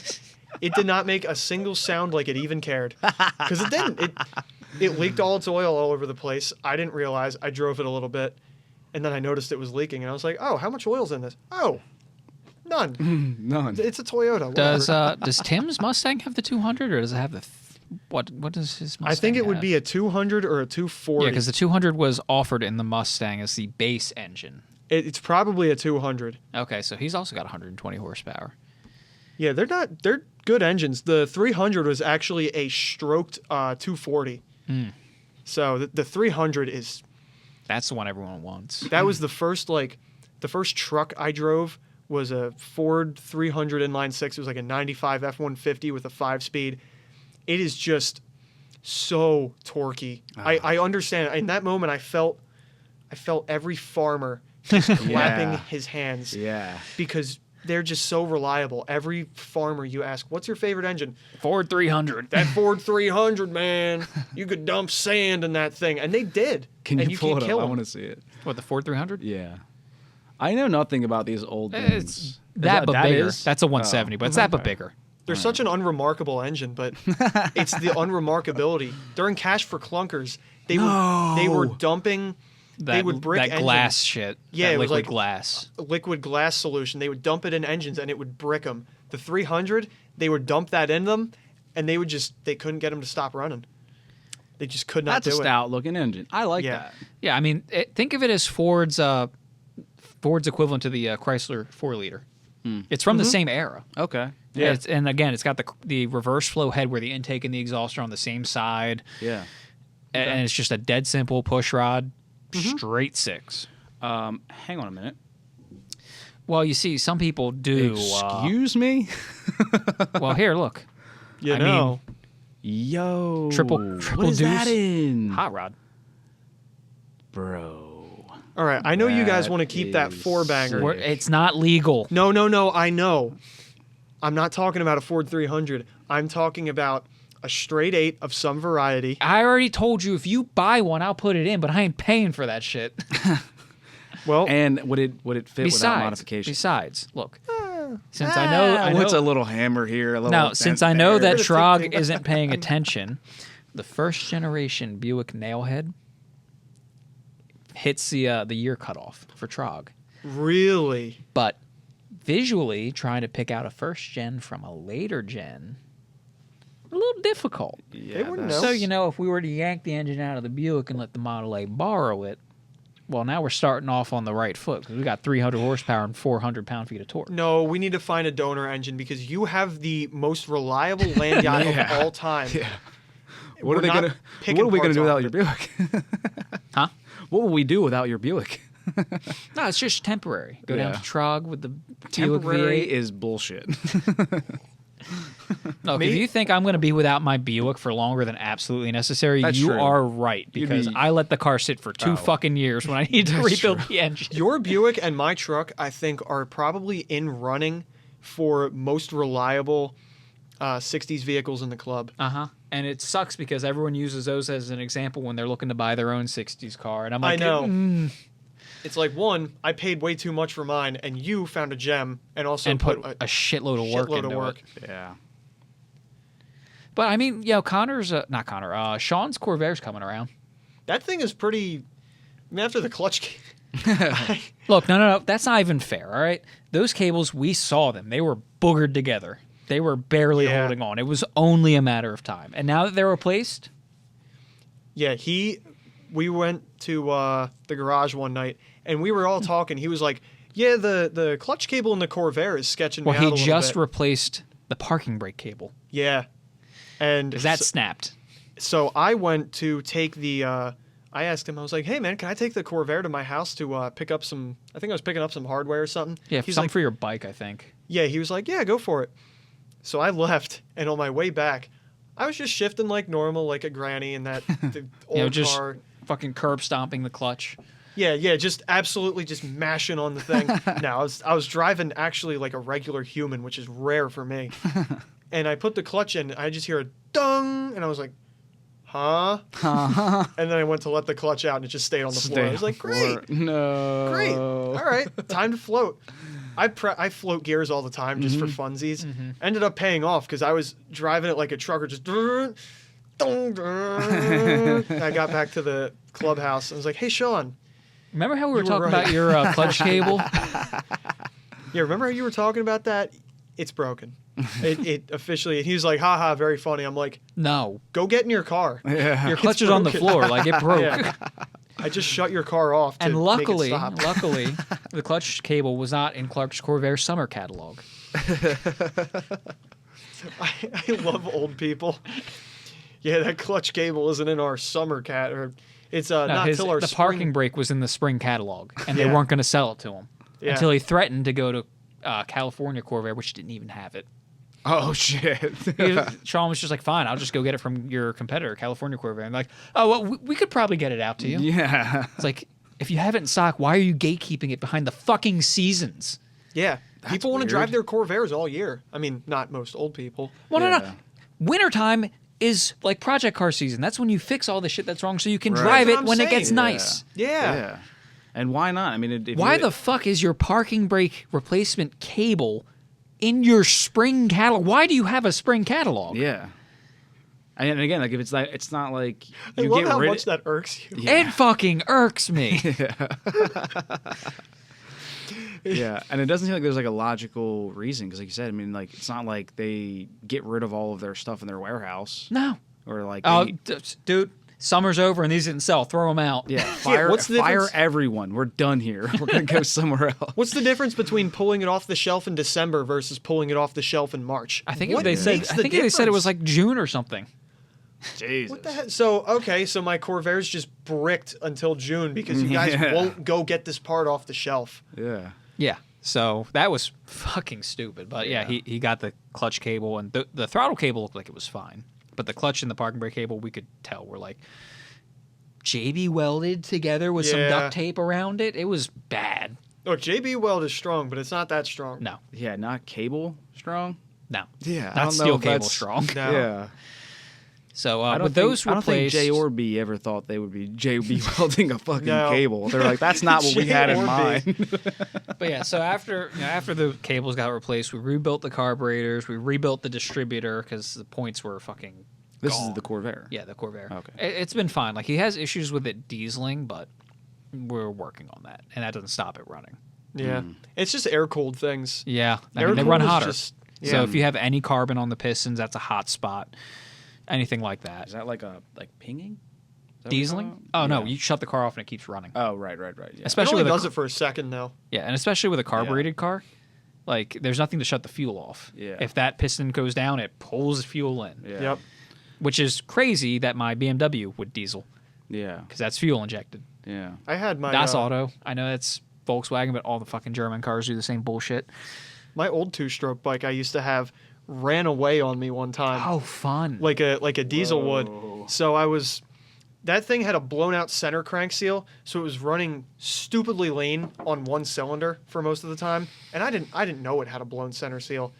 So I was riding it the one day. I was like, man, this thing's feeling funky, and I put it in neutral, and it's just the revs just shoot up, and I was like, Whoa. uh-oh, turn the key off.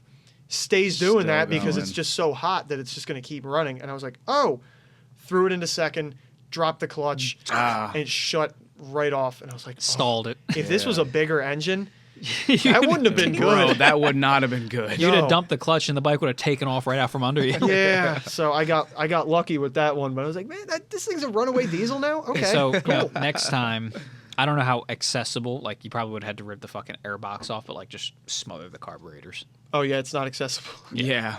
We just take like That's like 20 when minutes diesels to run just- away. What they do is they take like a plate or something and cover the turbo. Yep. Just Yeah, a lot of choke truckers it. will keep like a big block of wood Yeah. for their old. Jeez. their Speaking old of which, I got to Detroit. see a diesel run away in person. That was interesting. Really? Yeah. At ATC. when I Oh, was don't doing they auto. make them? So no, they it was what they would do is they'd break the students up in groups. And I didn't take the diesel course, but I was in the class I was in was literally right across the alleyway. Like the school's like U-shaped with a Yeah. central area, and right across from where I was the diesel shop. And they would break us up into groups. And like I guess over there, each group got assigned an engine to disassemble and reassemble. And when they finished reassembling it, they'd run it to make sure they did it right. Well, apparently that group didn't time the fuel pump correctly because apparently you have to Oh. time those. So Yeah. it started up and it just immediately fucking took off for the moon. Damn. And the teacher, being the diesel teacher, was like, yeah, just grabbed a bunch of rags and shoved it in the intake. Choked it out. It died. And we were just like, did that run away? Yeah. Damn. Because we were in the garage right across the way, like doing, I don't know what we're doing, electrical or something. Yeah. And all of a sudden we just hear, blah, blah, blah, blah, blah. That's what always scares me about those old like diesel revivals too, because if you have a blown seal on your turbo or something Uh-huh. and oil gets past that, that engine will run on the Oh, oil. It she'll does not happily eat care. whatever you throw in there. Yep. Yeah, as long as it is somewhat combustible. Yeah. Well, you they'll know, combust it. 20-to-1 compression ratio will do that. Yeah, Yeah. that's what always scared me a little bit about mine being a turbo diesel. Was like, I don't want this thing to To run. run away, but at the same rate, it's tiny. It doesn't make power, so I could just like even kill it. spinning to the moon, going well beyond whatever design parameters it ever had. You're looking at what, 65 horsepower? yeah, Put that thing in fifth or fourth or whatever, and just dump the clutch. you'll be fine. I just think it's weird that Volkswagen, and as much as I hate on Volkswagen, they did kind of figure out the diesels really well. But they did the same thing GM did. Is they took one of their gas engines. They were like, how do I make this diesel? Beefed it up a little bit, and they were dead reliable. Yeah, but they did it right. They did it right. GM was like, let's take this engine, let's put diesel pistons in it. Done. And mechanical injection. If Yeah. only Volkswagen hadn't lied. That wasn't until the 2000s anyway. Yeah, no, that's not the same Volkswagen that No. we're reminiscing about. Yeah. Speaking of which, Cummins is doing the opposite. They're taking their... They're making releasing a gas- gasoline engine, and it's No based off way. of their diesel engines. Like the straight six? Yeah, it's a Cool. 6.7, I think. So this was probably going to be like unless they manage to snatch defeat from the jaws of victory, this is going to be one of the most reliable gas engines out there. Well, don't say that because now it won't be, but Well, this is Cummins. Cummins has a good reputation. Cummins does. Yeah. That one V8, the 5-liter, Well, I Cummins doesn't make V engines; they make straight No, I know. inline engines, Have and they this ever- is an inline engine. Have they ever even made a gas? No, engine? this is their first go. So I'm just saying they've got a lot of. There's experience. I wouldn't be surprised. There's some kinks to work out. Sure. But I don't think these things are going to be eating rod bearings. Yeah. No. I'm still happy with the Godzilla from Ford. I think I might be a Ford fanboy, but I don't know. Well, yeah, and like if you want a good gas engine, there's the always reliable fallback of the Chevy LS platform. Sure. That is true. The LS But is they such don't a make- dinosaur. They don't make like tons of power though. That's the issue. This Godzilla is just making. Well, if you put a turbo this Little. big on it, Yeah. it'll make gobs of power. I was just telling somebody that I was like, why don't I see like more just regular pickup trucks on the road with like a small. There was one at St. small Pete's. boost, but just like small boost, just Okay, like no, this reliable. was a big turbo, but Right, yeah, because people always they want to go to the moon, they want to make like a fast pickup truck. But I'm like, if you had, that's the only issue with the LS. I think they're just a little underpowered, and maybe that adds to the reliability. But like, yeah, they're under stress. yeah. So, but I'm just saying like a very low boost build. You know, I feel like that makes like A low why boost go- build, or why you go know, maybe diesel? just if you're gonna do any kind of engine work, just put some higher compression pistons in there, yeah. Sure. and Might as right there, and, But and a mild there's cam, your- and there's your 400 plus horsepower. Yeah, diesel alternative is what I was kind of Well, selling that yeah. turbo Do as. you know why Cummins is making a gas engine, right? EPA shit. Yeah, because DEF and all these emissions devices are so fucking Yeah, nobody expensive to wants keep. it. They made diesels completely inaccessible. They're because, untenable. Yeah, because everyone just buys them and they do Well, emissions delete, yeah. and it's like, great, now you just committed a federal crime just to Yeah. have a non-emissions But diesel. Yeah. if you look at all the Army trucks that come in, like the U.S. government trucks that are diesel, they're all deleted. Because the government knows that emissions are terrible. Yeah. People And take it, all it those- makes it unreliable. Yeah, people take off those DPF filters and they have to clean them out every so often. Why? We never had to do that before. Or you know, you just ran lose 'em. power because your truck's in regen mode. Or Yeah. you can't idle diesels for a long time anymore Right. because it'll clog the DPF filter. Yep. Yeah. That's the point of diesels, is to just Yeah. idle and just chug along. And you're telling Yeah. me we can't do that now? Yep. I mean, the last 2 times I've had to get towed, and both were my work van. They were gassers. They were gas tow Surprisingly, trucks. yeah. Not That's actually- surprisingly. No, surprising that it was your work van. Oh, yeah. With know, my and not- repertoire of cars. Yeah, and No, not, that's because I'm maintaining them. yeah. And if I had been the one to fix my own fucking work van, it wouldn't have gotten towed that second time, and it Yeah. wouldn't have been pissing fuel everywhere. Yeah. What was you were with me. What was the first thing I said? It smells like gas. No, when it broke down at fucking Penswood, dickhead. I forget. I'm honestly. like, it's cutting out. Like, it's a clean shut-off. Like, the crank position sensor Oh, died. that's right. I forgot that it wasn't. I'm thinking about the gas thing. I totally forgot that it was shutting off. Yeah, that's why I I forgot got towed about the first time. Yeah. Man, And I then they forgot. replaced my fucking fuel pump. You did have a. Fucked it up. Yeah, you had a. It bad leaked go with that fuel. van. Yeah. What'd the problem end up being? The crank position sensor. Yeah. Yeah. Well, hey, company vehicle. You didn't have to pay for it. No, yeah, no. I just had to, get. Bear the load. I just of had it. to ride in Yeah. a fucking tow trucks from fucking Queenstown, Maryland. Oh my God. Yeah. Nice 2-hour And ride but with but a the second stranger. time it broke down. I know that was the second time it broke down. The first time it broke down was Penswood up in Langhorne. Yeah. Which is still And an I hour rode plus. with you, and the truck left before us, and you were doing everything in your power to catch up to that tow truck. within the speed And limit. we did. Within the speed limit. Within the speed Within the limit. speed limit. Right. Yeah. Yeah, we made up all the time in the turns Yeah. Oh, yeah. in a work van. Doing the speed limit. Doing the obviously. speed limit, Yeah. not Yeah. exceeding the speed limit. This But vehicle does not exceed 65 miles an hour. Of course not. yeah, Unless you're on the turnpike, then it's like 70. But like, yeah. I have a picture in here of you being just so proud of yourself because we caught up to the truck. Doing the speed limit. Doing the speed limit. That used to be my buddy's joke with his CBR. He had a CBR 600. He's like, oh, yeah, this thing never goes above 65 miles an Yeah. hour. Are you kidding me? That would be illegal. Yeah. I don't Physically even know can't. what it would do above that speed. Yeah, it'd probably be pretty scary, you know? Yeah, you never would want that. He was ridiculous. He would put on a full, slide jacket and, his slide pants, his full Afghans, gear bro. to It drive is scary. 2 miles to work. Afghan. Down, 2 miles, dude. yeah, down a traffic-filled road. But then I found out later, it's because those were 2 miles of pure belligerence Oh. of him just and get to work in, like, a Allegedly. minute. Yeah. Allegedly. Allegedly. Well, that's what he would do that in Mexico. He didn't do that in the United States of America. He would cross the border first. Crazy how realistic these AI generated videos are getting. Yeah, AI is going nuts right now. Oh my God. He's so happy. Yeah. What is it? Oh. I was a little pumped. That's funny. I love the tow truck drivers. I had a Buick Skylark 67 towed home one time because the Oh yeah, and I it stopped fixed that by charging. touching it. I don't even know what I did.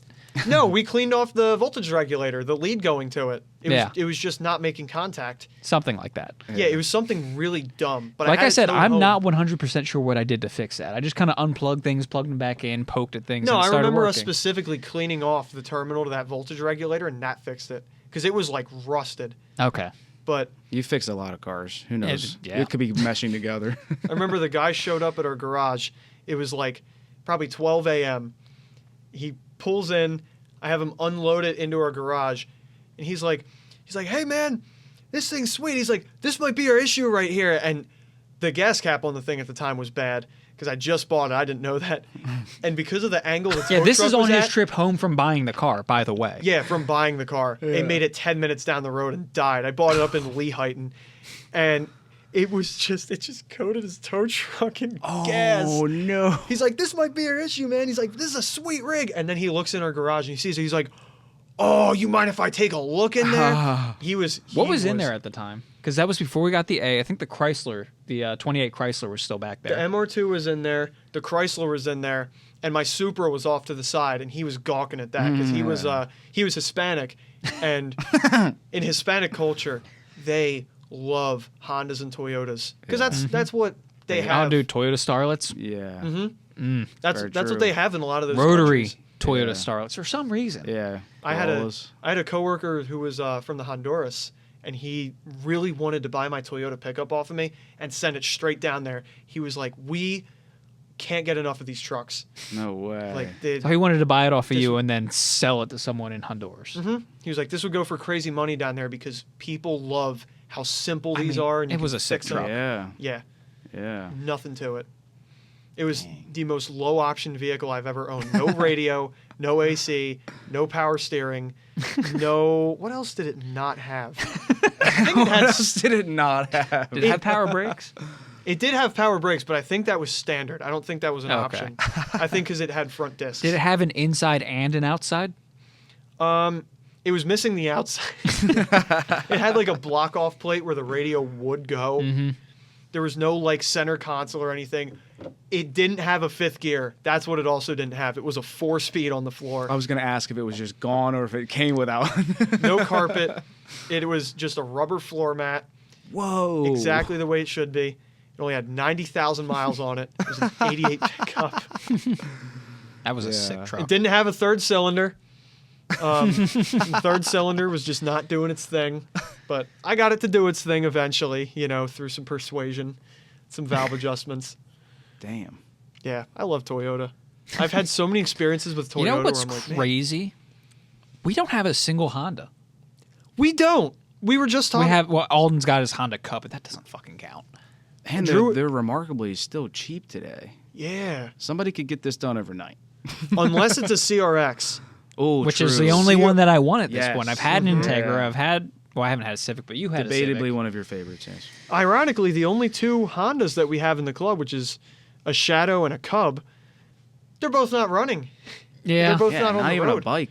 Famous for bikes as well. Yeah. It's none a of you Shadow guys and have the a Cub. bike? We did have Shadow. a Honda. Oh, Honda Shadow. Yeah. That's right. I forgot about that. Sorry. My first bike was a Honda. Mm-hmm.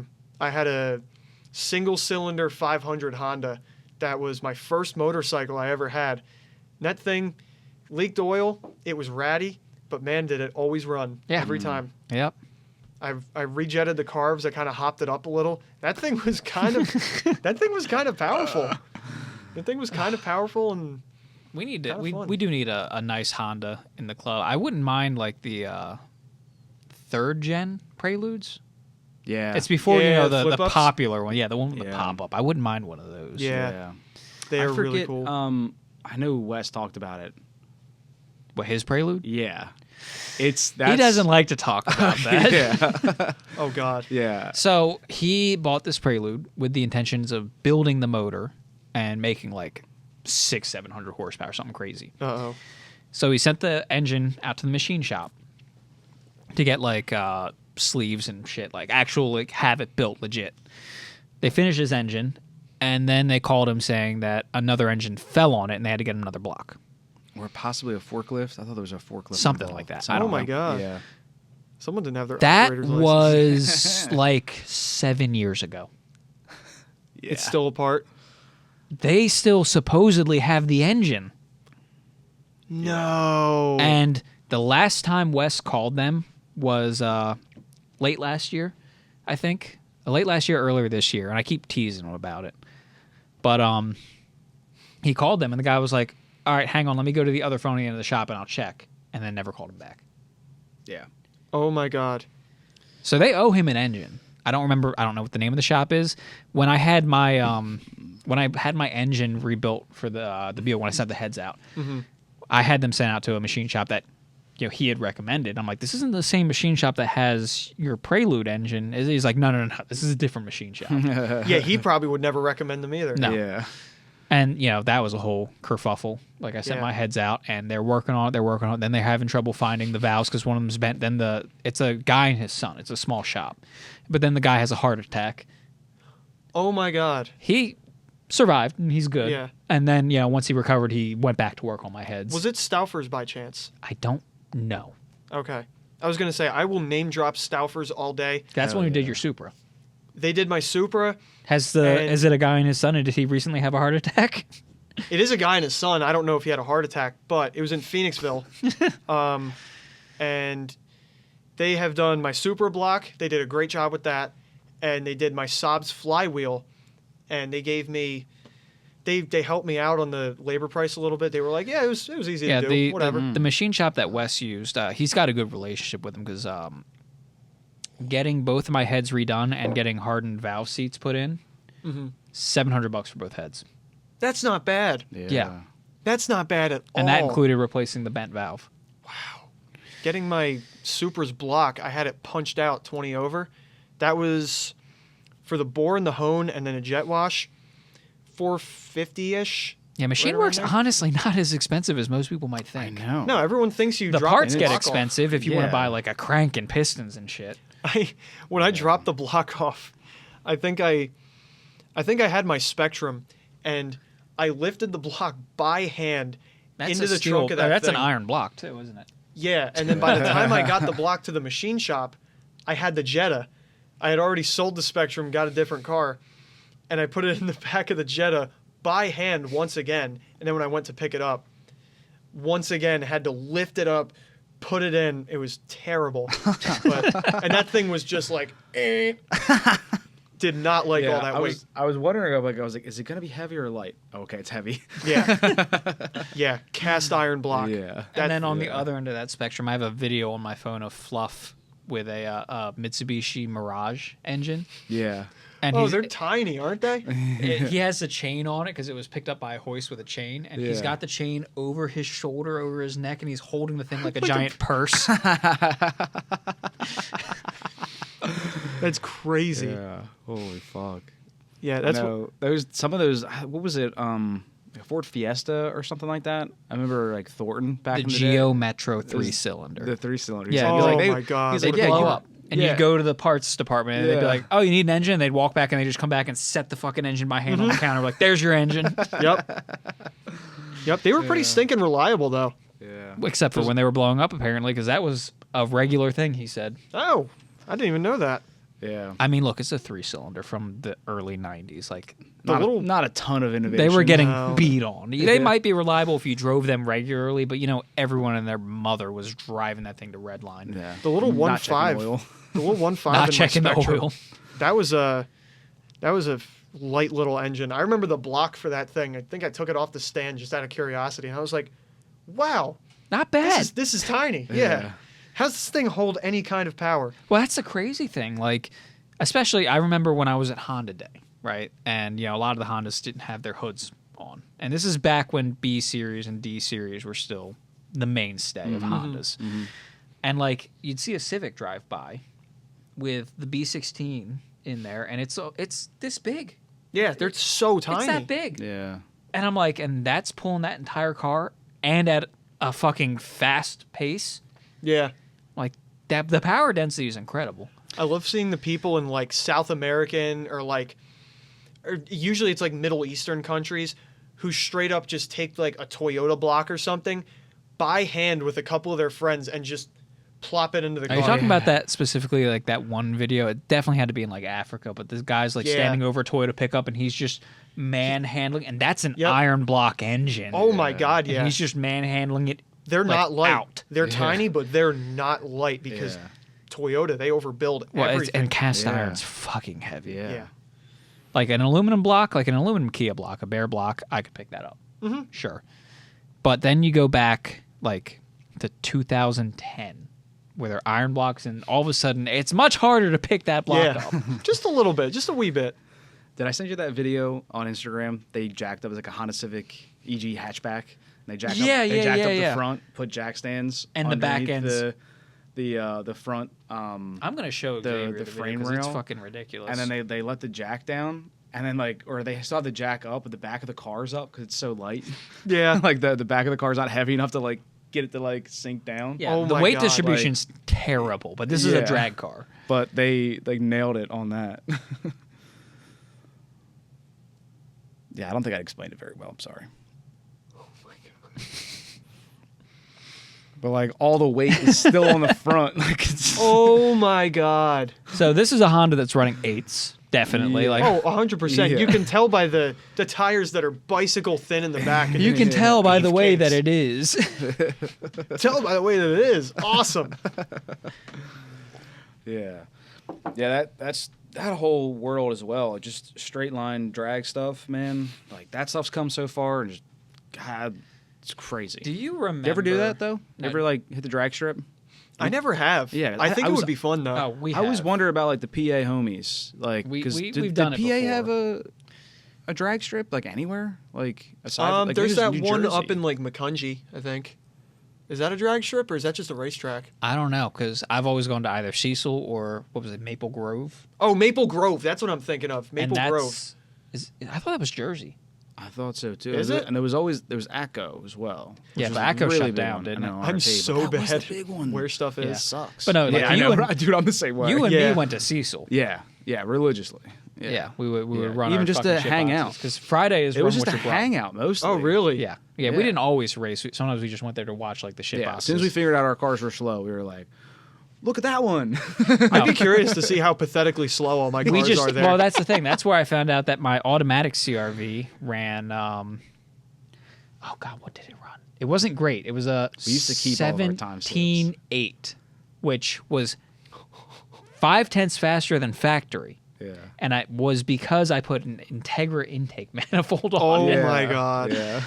But it was faster than factory. I remember you were at BC. I could say it. You were at BCP. I was at that. BCP. Yeah, I remember. I watched you. And do then that. I remember I ran my Integra. I had a shitload of bad runs and one good run. And that good run was 16.1, which is exactly factory. So I was happy with that. I'm like, okay, good. This engine's healthy at least. Yeah. Yeah, it's doing what it's Because it was a supposed stock to do. engine with a fucking Yeah. hot air intake, which I put on. I know the hot air intake doesn't do anything. I just like the sound it made. Yeah. And And sometimes that's more important than the exhaust. dude, it's you know? it's enjoyment. And I did have exhaust on that thing. Yeah. But and I ran my Integra and that ran a 16.1. But one run, I threw second gear into the back seat. Oh my God. So the short shifter that the previous owner put in was made out of whatever fucking Chinesium existed before Temu. Oh my And God. I remember I fucking grabbed second and the shifter just kept going. And it bounced out of gear. I was in neutral. I fucking hit the gas. It was in neutral. I'm like, fuck it. I grabbed it and it went into fourth. Oh my God. And I was like, whatever. So I ran a fucking 22. And I came back and my friends were waiting for me. And they're like, what happened? And I'm holding the shifter. Yeah. That you out of just the window. yanked off. We're like, holy shit. So what happened, it broke like half an inch under the shift knob. So I pulled the old shit out, took a pair of vice grips that my buddy Frankie had in his car. Frankie. Shout out to Frankie. Ground down the top of the shifter until I could just mush the shifter on there Yeah. and press fit it enough that it wouldn't fall off. And then I ran a 16.1. Oh my God. So I made my short shift shorter. I love the people that build Hondas and Integras and stuff to run on the strip, because some of these people are putting $30,000 into this car, and it's still, if you put it on Marketplace right now, it's just $5,000-$6,000. Well, car. no. That would have been true 5 years ago. That is true. All right, now Is a it different? clean A clean SI is selling at fucking Barrett Jackson for $60,000. Oh, boo! Hey. But do you know, and that's crazy. And of course, Barrett Jackson's going to get higher That's prices. probably a low mile. Like, But good that car. means a clean SI, like if you found a real I see what you're EM1, that's going for over 10 grand now. Yeah. Yeah. Like easy. Yeah, that makes sense. But I think that, kind of what we Look. were kind of harping on, though, is that at least, like, because you can get No, those these drag cars are going for 10 grand. Like the ones that are set up for drag racing and that are built, they're going for 10 grand now. I guess. And I mean, you're Which still is spending stupid. 30,000. But I guess if it's running, but I just saw one that pretty much was missing. You know how it is. It's like it just needs a tune kind of thing. It's one of those. Yeah, no, I think it was missing like intercooler piping, but it was a K-swapped EG. I think pretty much a clean car. Like maybe it might have had a little rust on the quarter. I'm trying to remember. they all have fucking quarter But yeah, rust.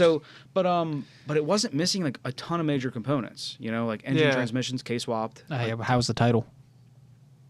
Come on. Come on. Come We on. live in PA. Salvage title is a big detriment. Look, Yeah. you're not, dude. A big turbo K series car is not going on the road. Says you. Yeah, come on. If I had a big turbo I K know. series, I would I want know. that. I on the say road. that. I would love to put a big turbo K in the Model A, but then we couldn't race the truck. Yeah. All I want, if I have one of those that I build, all I want is a stock like 96 Accord that looks completely stock, sitting on Steelies, faded paint. And then under the hood, no, you have you something are stupid. quoting 100 an shot of actual nitrous. build. 100 shot of nitrous. Is it? Oh yeah, there's that one dude with the green one. Yeah. Yeah, and he like routinely beats Mm-hmm. challengers and yeah, Look, Yeah. you see any Honda with a laptop in the passenger seat? run. Yeah. They need to start hiding the laptop because people have gotten wise to Yeah, it. right. Now they Yeah. have to like, put a seat cover over it or something and be like, yeah, look, totally stock Honda. Yeah. There's no laptop. Yeah, the intercooler up front's painted black. Yeah. Yeah. So you can't quite see it. If you look Yeah. closely, something's wrong. There's Yeah. something up there. but- See, my Supra is great because it's the opposite. It's the inverse sleeper. A sleeper is a car that looks slow and is fast. My Supra is a car that people look at it and they're like, oh man, Oh, so that you- thing would give me a run for my money. just like your Dodge Stealth. Just like the Dodge Stealth looks like a crazy fast car.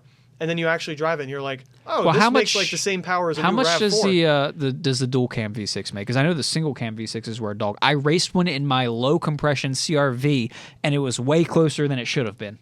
I think like 220. I forgot that they weren't all dual cam. That's right. Yeah, Yeah. I think my Yeah. parents was a single You cam. remember Fody, obviously. Of course. One of his RIP. friends had a single cam automatic 3000 GT.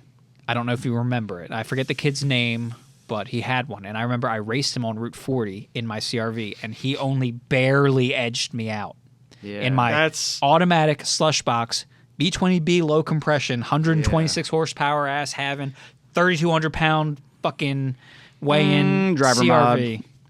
driver mod. Oh driver yeah, mod. yeah. I was able to put the floor gas pedal all the way to the floor, as compared to this guy who could only go 90% to the floor. I'm kidding. It's all about how much horsepower your foot has. Sometimes it's not about the car. Yeah. Well, to be fair, I did take the back seats out. Oh, I mean, and that they do. And they I know do you weigh a remember lot. that. Yeah, they do weigh. They a were lot. fucking heavy. Yeah. See, everyone wants to push big power these days. What I found is the golden ticket is you have a daily driver, like my Camry, that is just woefully slow. Just really slow, kind of basic. And then your fun car maybe only makes like 200 horsepower, but man, I hopped on the highway today. I matted it a little bit. Man, this thing is so fast Yeah. and I'm barely going anywhere. I'm only doing like Yeah. probably 70, 80 So miles an hour. I have two things to like add on to that. Because I've never had money to build like an actual fast car, and I also Same. was never daring enough to ruin my daily, unlike Furman, Yeah. who would strap a turbo onto everything he owned. Consequences be damned, and I love him for it. Yeah. Built different. Yeah, built different. So I always accepted that, like, I'm not going to have a fast car. And at this point, I don't even want one. I want a car that drives like shit, so I feel like I'm on the edge of my seat doing the speed limit. It's a different kind of fear. Yeah, I get that same adrenaline dump driving my Beetle that feels like it's about to fall the fuck apart at the speed limit. Yeah. Yeah, when I was like, I don't need to go 140 Like, down the highway. Am I gonna make it home? yeah, Yeah, yeah. When I That's was where like- I got my excitement. I was like 18, It was my first ride in a 60s car. It was our buddy's Belvedere. It's Oh, a that 66 thing's- Belvedere. It's pretty crusty. You know, it's missing like a headliner, a lot of the usual stuff. It's a great car, though. Yeah. By all means, it's a great car. And the first time I rode in that thing, I think my car was down at the time because I'd hit a deer. So I rode with him. And we went out. Our friends were in their VWs. We were on some back roads. And we were going around these corners. And I was like, oh my God, we were white knuckling these corners. I was like, we are flying. And I look over at the Speedo. We're doing 45. 30, 35. Oh It's like, my this god. is crazy. I need a car like this. And Yeah. now I have my truck. Yeah. It feels like you're white knuckling and you're doing like 40. And then I Yeah. get in my Supra and it's just a whole different world. Yeah, to like- achieve that same amount of like adrenaline, you're like, I do have to actually kind of push No, this when to I was scare me. when Yeah, I exactly. when I Yeah. first got the white Fiero, yeah, and before it died on me and I had to fucking tear it all apart, I went and I drove it after like fixing the brakes because they were like locking up and barely working. So I've replaced all the brake calipers and all the brake hoses, and now they're good. But I was going down a back road that I would like, drive the work van down. I'd been down it before. Yeah. And I looked down at my speedo and it says I'm doing 50. And I'm like, Yeah. oh, well, that's obviously not accurate. So I pull Yeah. out my the GPS. GPS speedo thing, and I'm Yeah. like, oh, I'm actually doing 55. And the Fiero was just eating it up, Weak. like Oh. easy. God. Yeah. I've gone down that same back road in my Buick, and like 45 is white knuckle. Yeah. And I was doing 55 thinking like, oh, the speedometer's got to be off. No, Yeah, that dude, shout out to Fiero too, dude.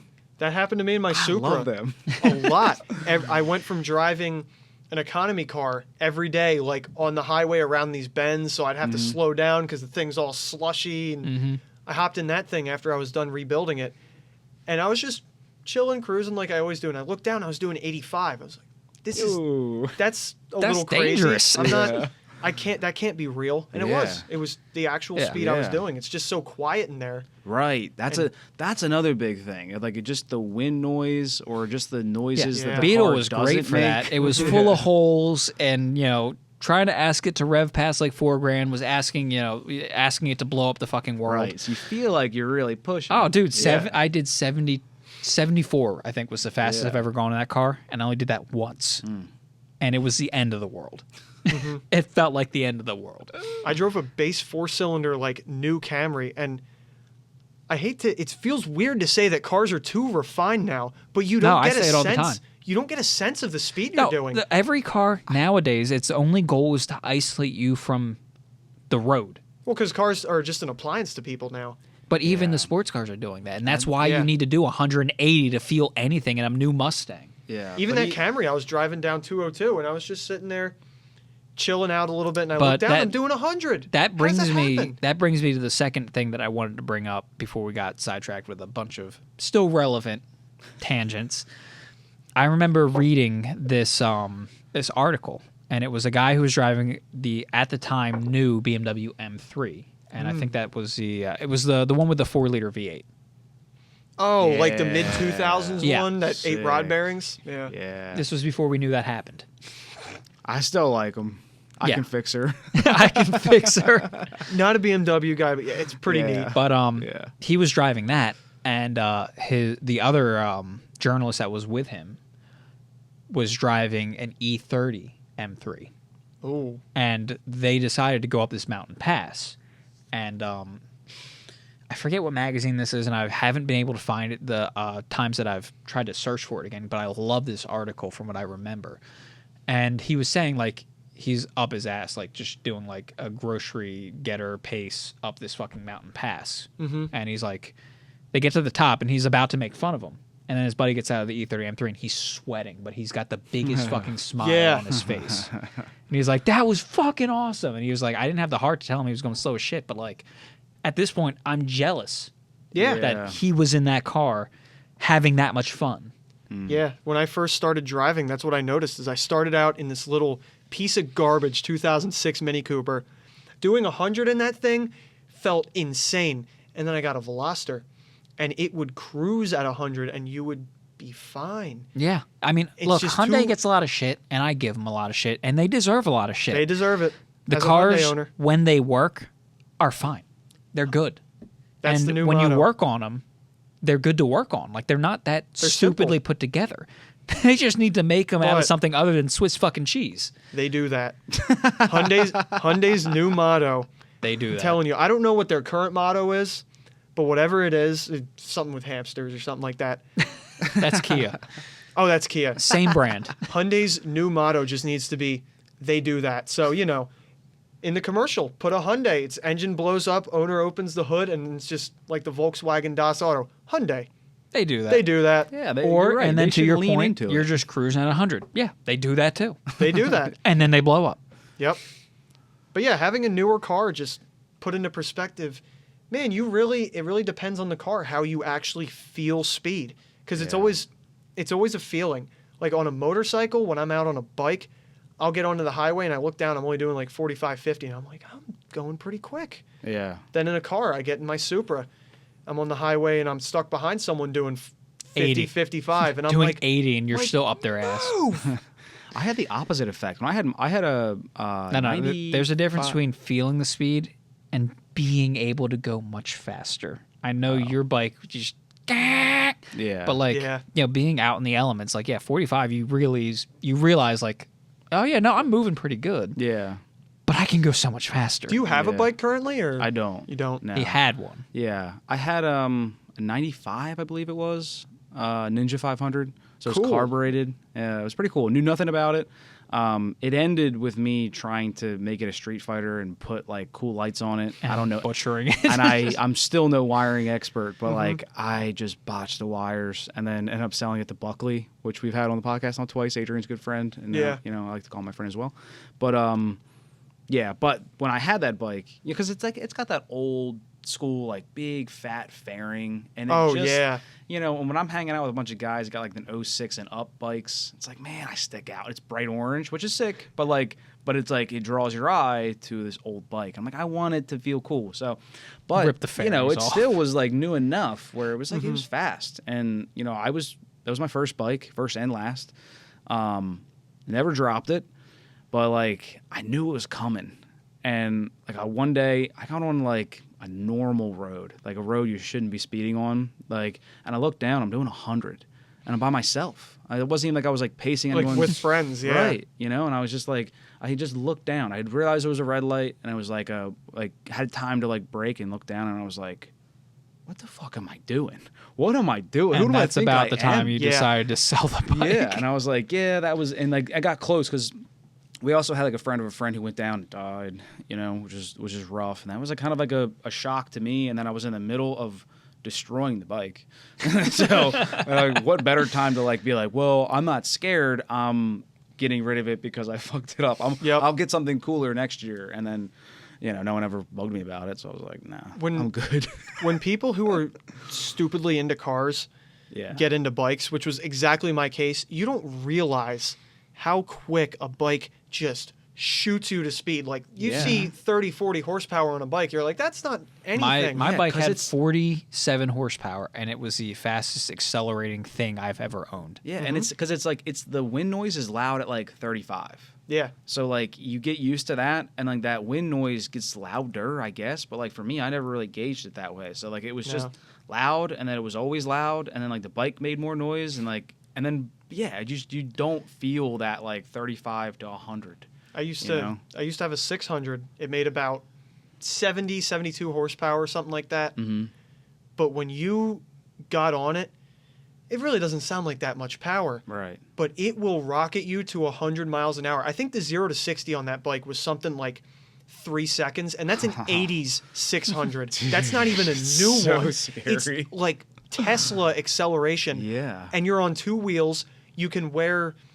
I see dudes you could on be Harleys in a all the t-shirt, time. fucking shorts and flip-flops if you wanted. Even a Harley, as underpowered as they are, they will rocket up to 60 miles an hour in The seconds. new ones. And I you're- saw an yeah. old like panhead on the highway one time. Oh, they're not fast. Yeah. yeah. Yeah. How old's a panhead? That's like This was 60s? absolutely a classic Harley, and like he's in the left lane and he's coming past me. I think I was in my Buick actually, but he's coming past me, and then he like the car in front of him gets out of the way. He gets on it, and it just makes all this noise and just Just goes nowhere. He's just- having fun. That's kind of He's how my having bike fun. is. The two-stroke ain't the most powerful, but it's I mean, fun. if you got the right resonators.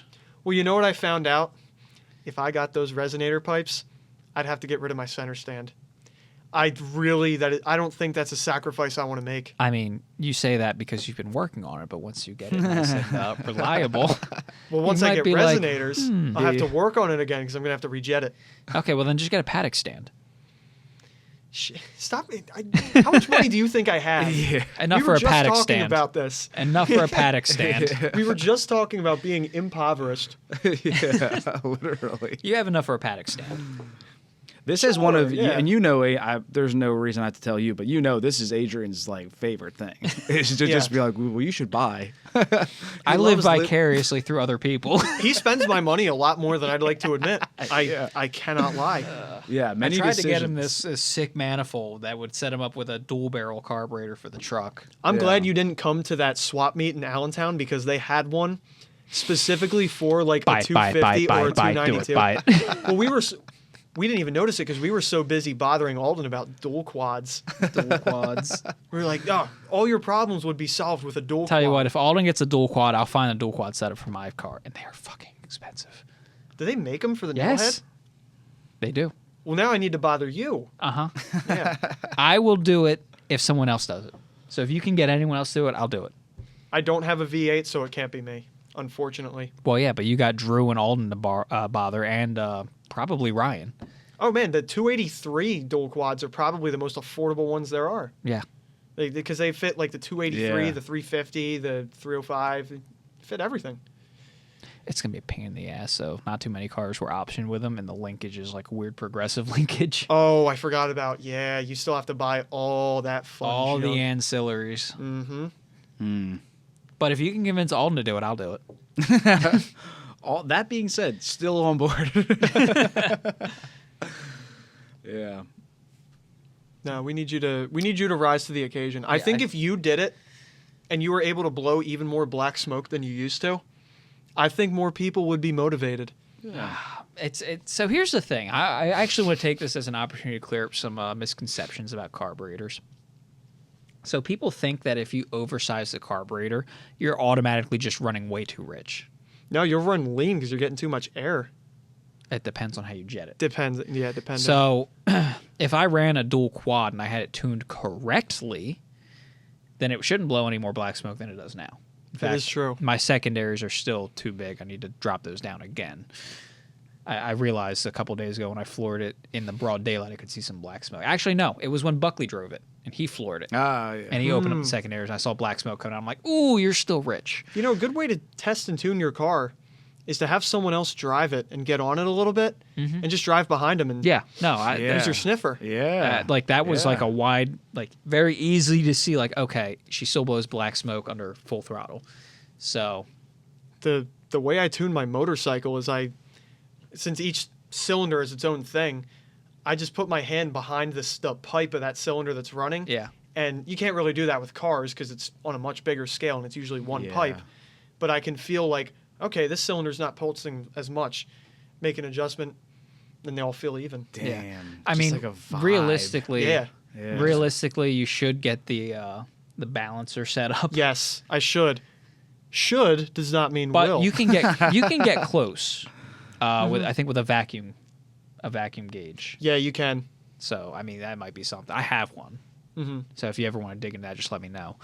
But yeah, like if I were to run a dual quad setup on the Buick, I think the factory setup they were 525 CFM. So that's over 1,000 CFM at full throttle. Wow.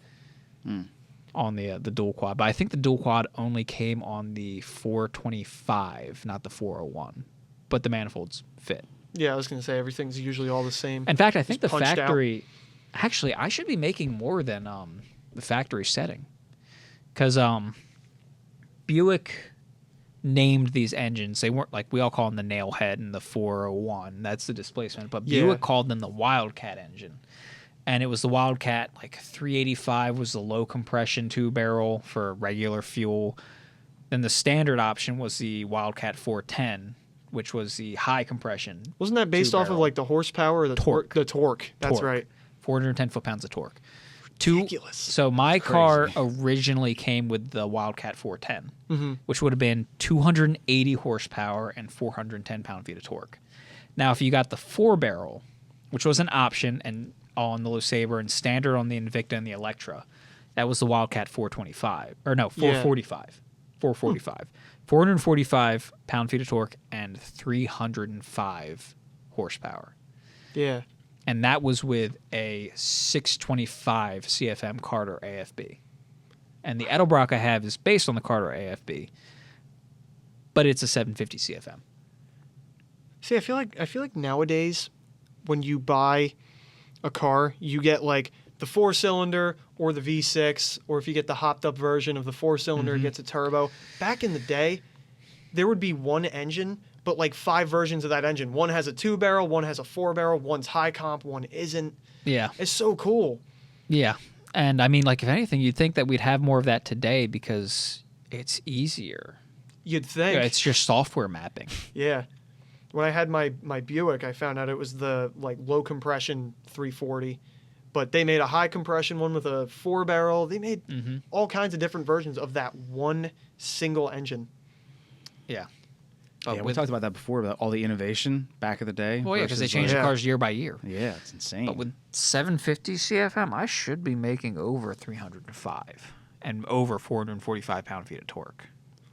Of course, that's all gross. Yeah, and it's put through a 1-speed automatic. Yeah, so I did some rough calculations. The changeover from gross to net was about a 20 to 30% hit, and I think that dropped me down to like 250 horsepower to the crank or something like that if I was going off of the 305 horse. And then with another like 15% drivetrain loss, it was like 190 to the wheels. Oh my god. It really was bigger back in the day that manuals are just better than automatics. So nowadays they're I not pretend so that much, but those numbers don't exist, and I would just like to believe that my car makes over 305 horsepower. yeah. I mean, look, she'll fucking get out of her own way. She has no your car. problem keeping up It with feels like modern more than traffic. It feels like more than 190, but then it might also be that sketch factor we were talking about a little bit. Could be. It very well could be. But like, all I'm saying is that she has no problem keeping up with modern day traffic, and she weighs 4,000 plus pounds. So she's got to be making something. No, it makes something. When you put it into low and actually get on that thing, it's ridiculous. Oh yeah, if I had a real transmission. Yeah. I mean, it still spins. Well, if you put it in low, it doesn't spin and drive. Yeah. It does not. I mean, I'll take it. I mean, it's that transmission. I think transmission's doing it. I mean, like, you know, for anyone else with a modern car, put your car in like 4th or 5th gear and drive like that, and that's what my car's dealing with. And it carries itself well. Yeah. It does. I mean, Yeah, surprisingly fuel well. mileage doesn't. Yeah. I got second best on our trip to Trog. You did. You did. Who was the best on that? Drew. Yeah. Yeah, surprisingly. Well, he's got a 283. He's got almost half the displacement. Yeah, but as you me, think and that, he like- has a 2-speed. Like, I know. The only reason Xavier suffered was because his gearing. Oh, and I was hauling a motorcycle. I was actually really close to their numbers, Yeah, But- I beat you by like a couple tenths of a mile per gallon. but what you have to remember, my truck is 4,000 pounds, hauling a probably 600-pound motorcycle. So, you know, I was kind of at a disadvantage, and I'm geared like crap. As bad as my aerodynamics are, they're better than yours. Oh my god! Oh my god! I think a brick would have better aerodynamics than my. I think a cow would be more aerodynamic. If than you your took car. this table and flipped it on its side and put it in a hurricane, it would have better aerodynamics than that truck. Yeah, and truck beds alone always have. Well, the truck bed, when it's closed, makes that like high pressure vortex that actually helps with aerodynamics. When you put shit in the bed, it disrupts that. Yeah. So it makes it worse. Yeah. And there was. And there was a And bike there was back there. there was a bike, and then since not all of our stuff is going to fit in the cab, a bunch of our stuff back there too. So Yeah. And then Alden with single digit fuel economy while we're doing 55 or like 65, I think was like the max. but, cruising 60 highway miles an speeds. That was definitely hilarious. There's something wrong with his carb or something. It blows a lot of black. Like a lot of black it's smoke. great. That thing's perfect. He hasn't sold it yet, right? Did he sell it? I think he's decided to keep it. Oh, okay. I think he took the listing down. Well, then, yeah, it's got tons of problems. Dude, we were talking on the podcast. We're like, dude, so good, such a great car. I would buy it, but I just, I can't. I'm tied up. But somebody should buy this Newport. We were like hyping it up. Well, it brings us back to what we were talking about. I think before we started rolling, Chrysler. Chrysler. Even in their heyday. Everyone always talks about. Forget who I was talking about it with. Mopar, no car. Here's the thing. Chrysler parts are rare, and everyone's always talking about how Mopar stuff is more expensive. I have a theory. I don't think it's because they didn't make a lot of it. I think it all broke. Yeah. It all broke. They and there's made so a bunch and few they chewed through all of it. surviving examples of these parts because they all sucked No, from the factory. no, you're onto something. You know why? Yeah. Because the few Chrysler things that are known for reliability, the Slant 6 and the 4.0, They're cheap. parts are cheap and Parts are plentiful. cheap. Yeah, and the engines themselves are cheap and plentiful. But all the other engines and all the other parts, it's like everyone, the early 60s Chrysler stuff, there's like, oh, there's not much of this around. These were a little more rare cars. They sold like crazy back then, but they were junk. They were junk then and they're junk now. Like, look at their current lineup. What do you got? You got Ram trucks that are $90,000 and will blow a transmission within the first 2 months. Since the early 2000s, it's kind of a known thing that Rams will blow their transmission every like 30,000 miles. Yeah, it's just Do you remember people just accept that. what was his name? Littlewood or Smallwood? Yes. His Magnum? Yeah. That always had Literally. codes. No, literally 30,000 miles on the clock, it would blow Yeah. up. He was at 90,000 miles on his third transmission. Yeah, I don't remember. I'll take your word for it. No, Yeah. he was. Yeah. Take your word. Yeah. They So- just could never figure them out. I mean, the 727 was great. And again, it's one of those things. They're cheap to buy. You can find them in droves. That was the only good transmission they ever made. Everything else was just butt and ass. All of it. It's just bad. Yeah, that is true. Like, none of their trucks, none of their cars, like... I mean, anything with the Cummins in it, the Cummins still works, but everything is rotting around it. Yeah. But even that transmission, I think, is a little iffy, aren't they? Probably. I mean, there's a reason why people like the Allison transmission behind the Yeah. Duramaxes. Yeah. Yeah, and I Yeah. mean, just their build quality in general, even back, like we were saying, in their heyday, was just shit from a butt. Just the Dodge hasn't made anything good since it was called Dodge Brothers. I mean, And even like the manual gearbox that they have for the Cummins, I'm sure that's still, obviously it's the most reliable way Yeah. you could do it, but I'm sure that's still nothing spectacular. I mean, I drove one Yeah. at Wes's shop. It was a 14, 15, something like Yeah. that. It was I forgot you could still option them like yeah, that. it was a Yeah. Dolly Cool. Cummins manual. Sick truck. Yeah. I actually really like it. That's Yeah. really cool. You could not hurry up that transmission. No. Like you know how I drive stick. Yes. Growing up on Yeah. Hondas and shit. Yes. Yeah. Yeah, no, you weren't bang doing shift that. them, yeah. You were not doing that. It's No. I I think it's because they're closer to a semi truck transmission. they've got synchros, but like I don't know. Maybe it's because they need to be hard as fuck to stand up to the abuse. That they're just slick, so they don't actually grab and spin everything up and then synchronize quickly. I think but they're durable. Maybe that's Yeah. it. I think with that transmission, I think they actually tried to make a transmission that was as good as the engine, and it's durable, but at a cost. Yeah. But you're not hurrying Right. that transmission. Yeah. And No. because it's a diesel, like as soon as you let off the gas, the RPMs just drop. Yeah. So because it takes so long to shift, by the time you're in gear, the RPMs have dropped below where they need to be, and you're going to get a bit of a Yeah. So if you're trying to drive it with any kind of care, yeah. And Yeah, it's Honda Yeah. is the reason that I shift as quick as I do, because older Hondas, before they went drive by wire with fucking bullshit programmed in rev hang, they would drop RPM so quickly that you had to shift quick to catch it if you wanted to shift smoothly. If you shifted too slow, like your RPMs are now at idle when you let off the clutch. Yeah. I mean, it's a truck, and if you're getting a six, like you were kind of talking about, like they're probably designed that way for a purpose, whether that's it or some other reason. But like, you're not piling the kids, car seat, dude, Well, shaking the baby to death. Are you Trucks kidding? A truck? nowadays- A pickup truck? Excuse me. That's a family car. Excuse me, a diesel. Oh, That's yeah. still a Cummins, family car. Dually, and you want to put it at 5-speed. I remember Or 6-speed. Furman's. Is it 6-speed? I remember 6-speed. Furman. I think by it's that 6 point speed. they were, yeah. It was a 6-speed. I remember Like, dude, Furman's you're not doing that. Furman's mom and Myron and all that. They would go to like fucking Costco and load up the back of that truck Okay. with groceries. With a car seat? Okay, well by the time we met Furman, he was too old for a car seat. It's just stupid. I'm saying, this I said car seat. You're like, are you kidding me? It's a family car. I mean, like, yeah, you put whatever you want in it. this I'm modern saying it's culture not. of just driving pickup trucks.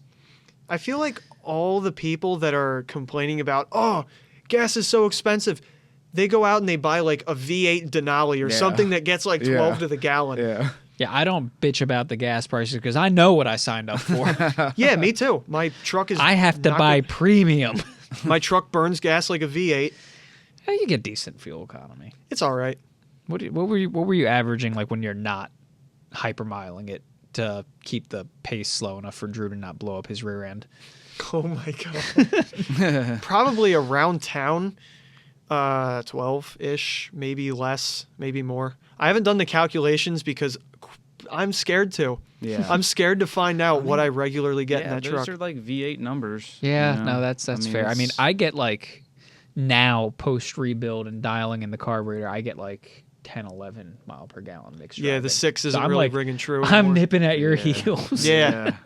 Yeah, honestly, you probably have caught up to me by this point with how And how dialed do you think the carb is for? Well, you just truck? rebuilt it not that long ago. I didn't just you? rebuilt it. It's pretty well dialed Yeah, in. Well, you were using the stock jet sizing, right? Yeah. You haven't changed any of Yeah. that, and that's a stock carburetor. Mhm. So It's Yeah. but it's still from the 60s when gas was like 2 cents a Yeah. gallon. It wasn't what we were after. we could get back you a then. smaller carburetor.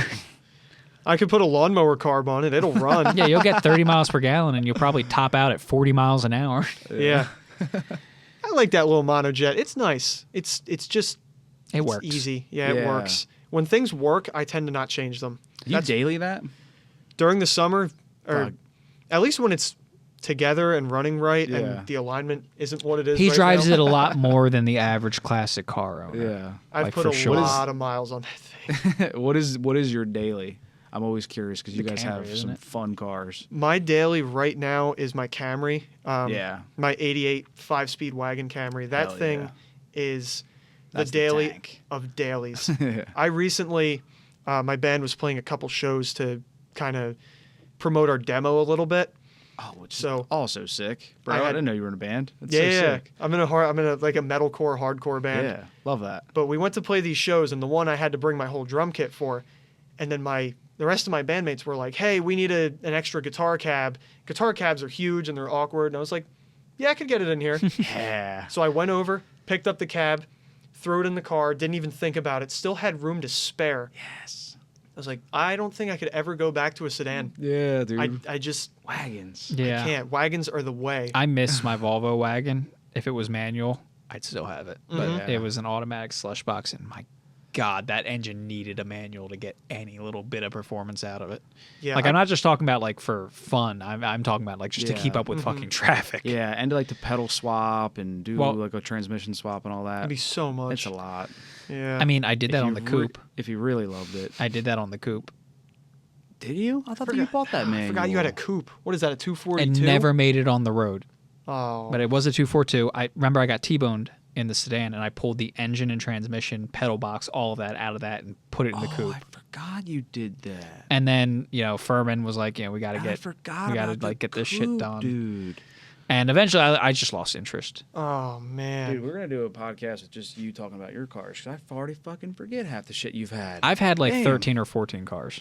God damn. I think that's crazy that we're at actually like the same number. Yeah. Right about. Yeah, You if guys I have a had similar childhood. if I had kept up the pace, because I have slowed down significantly, but like Yeah. there was that brief You found period what of you time liked. where I was buying like a car every year, yeah, and I finally slowed down after I bought the Buick. yeah, you found what you liked. Yeah, Yep. That was my problem. Is I had a third car that was a revolving door for a little bit. I had my Spectrum, then I sold that and got the pickup. Then I got the Jetta, and then I got a Saab 9000 for like $800 that I drove for a little bit. that thing was pretty spacious. But Yeah. I think the Camry, I finally found the one, the daily of all dailies. Well, the problem is you have 3 cars that are the one now. I know. So, But this now- one I just need to do bikes. Yeah. Now I need a this 4th one's car. the daily. No, because you still don't have a land yacht. shut up, Willie. I mean, look, the C10's he fits. That's a This tugboat. is- That's Tugboat. That's a tugboat. Sure. It's not a land yacht. Okay. Do you know how many times I've rescued my coworker in his 2008 BMW? Oh, you're in talking my about C10? Trung. Yeah. Shout out Trung and your BMW. I don't care what you say. I've rescued him in that Yeah, thing that's so more funny. times than a few. I gave him my Supra as a rental one time because he needed a reliable car to, pick up his son. I in. gave Keith my CRV as a rental because he had to go to school in like Jersey. Dude, I think it was Oh. further. It was like way down. It was Stoltz training, which you're going to. No, this was Lexus training. Oh, it was Lexus training, but that was still Maryland, I think, or Virginia. I thought it was Jersey. I don't know. Yeah. It was more than 2 hours away, Yeah, it and was- he it didn't was want to good drive ride. his S13. Yeah. Yeah. I mean, hey, I can't blame you. Yeah. I mean, in hindsight, it probably would have made it, but it was like Adrian certainly offered. I think I don't know if I necessarily asked. I think it was probably in conversation, but I don't think I would have asked. No, but- you were talking about. You're like, I think you were just talking about. You're like, I don't know, man. I'm kind of nervous. I've got to take Yeah. this long ass drive. I don't know if my car's gonna make. I'm like, do you want to take my car? Yeah. I drive 20 minutes to work. Yeah. I can take your car. Yeah. Yeah. Almost Swapsky. I just don't care. I'll hop on the highway. When I rebuilt the Camry, Yeah. slapped it back together, I've been driving it. The furthest I drove it was like Egg Harbor, New Jersey, just 2 hours away. Pretty good. Just for a show we were playing. Yeah. It made it. Didn't miss a beat. Didn't care. Well, that's Yeah. because you did the Comfy. ritual. Yeah, I did do the ritual. Shoo-ba-ba-doo. Kumbaya. I do a little kumbaya for that poor little Yeah. 3S every time Yeah. I take her out. So tell me about the band, dude. That's so sick. Yeah, I'm in. I joined last year. We're called Meridian. We're like Okay. metalcore in the old school way, where it's not like the my stepdad won't let me smoke on the couch. We're not like that kind of. We're not that kind of metalcore. We're the kind of metalcore where Well, you put a it's all demo out, screaming. right? Yeah. We did. Yeah. It's just called the Meridian Demo 25. I'm It's probably on- not gonna be able to find it on that. I'll find it on my phone. But It's on all Yeah. platforms, and so you do all screaming, and it sounds like a garbage disposal. it's not that bad. we have riffs where you can hear them, and you're like, "This is kind of pretty," Yeah. and then it goes back into parts Yeah. where you want to, beat the guy next to you up. Yeah. But it's really fun. Yeah. It's really fun playing and shows. just for the podcast, you're the drummer. I am the drummer. Yeah. Yeah. I'm the drummer, and then we have 2 guitarists, vocalist, and a bassist. Like most bands. Now, is Yeah. it all screaming? You don't have just like an actual regular vocalist for like the hook or something? We have a rule in the band: no cleans. No cleans? We have 2 rules in the band: no politics and no cleans, which is 2 pretty solid rules that I can get behind. Yeah. But when I joined that band, it really wasn't my kind of music. They were just looking for a drummer for Yeah. 6 months, and then I finally joined and kind of saved their ass a little bit. And I vibe with it now. Yeah. It's really fun. Where have But you guys been playing? We play anywhere pretty much. Yeah, We okay. played New Jersey, we played Delaware. Usually it's around Philly, and then we had one show in Reading that we played. So we've been Nice. we've been around, but man, the first show we played was in like this little basement Yeah. that I later found out was not owned by the people who put the show on. Love they that. They kind Dude, of that's like true rock and roll. yeah. It was like they Some picked the underground lock. rock and roll shit. I picked the fucking lock. I think it was their Yo. old house or something, and obviously not going to name names or anything, but Nah. they picked the lock back into their old house. And they hosted one more show there. It was like the send-off show for that place. Dude, It was just a little sick. dingy basement. So much fun. I was so nervous, but now I love playing shows so much. That's sick, dude. I just like when we play, I just zone completely out and I just Yeah. do what we do at rehearsal. Damn. But yeah, it's fun. It's the most fun thing ever. Like 14-year-old me would have loved seeing people moshing and like throwing Yeah. hands to our music. And now I'm Fuck doing yeah. that. Yeah, dude, that's so sick. My buddy had he was in a band for a bit, where he was like kind of traveling around like that, like Yeah. doing little shows. But I think like a little bit of politics, maybe. I don't know, because he was like actually, funny enough, he was the drummer too, but like the lead singer, it was like his dad was kind of funding the whole thing. Oh, okay. And then he had to like kind of throw some cash in sometimes. So I think like the vibe wasn't working. Mhm. I don't know, but they were good. I forget the name, which I'm blanking on. Sorry, John. But yeah, we it's do cool. it completely for fun. Like Yeah, it's good. all for fun. We all just kind of, our practices are just hangouts. We practice, we rehearse our music, and then we go to Costco and get hot dogs afterwards. It is Fuck yeah. every week. The like, American dream. yeah, every week Living without up to the fail. hot Now- dog water name. Yeah, exactly, right? Yeah. Now, did you have to come up with your own drum parts for that since you came in late? Did they already have them kind of figured out? They had a lot of the songs that they had when I first joined. We ended up scrapping them because we changed our style a little bit. But for the most part, when they would play me a riff, I'd be like, what do you hear behind that? And then I'd kind of just come up with my own version of it and do whatever fills I want to do. Nice. So I have probably the most creative freedom because as a guitarist, you kind of have to follow riffs and keys. I just hit stuff. I love being a drummer because you're such a barbarian. Yeah. You're just sitting back there and you're just like moving around the kit. And sometimes they'll be talking about riffs and you're like, oh, the C minor chord and everything. And then they ask me, I'm like spaced out back there. I don't know what the hell they're Yeah. talking about. And they're Like like, vibing. yeah, you can ask any of them. They're like, what's your input on this? I'm like, input on what? I wasn't paying attention. Yeah. I'm like, I like the riffs you came up with, whatever.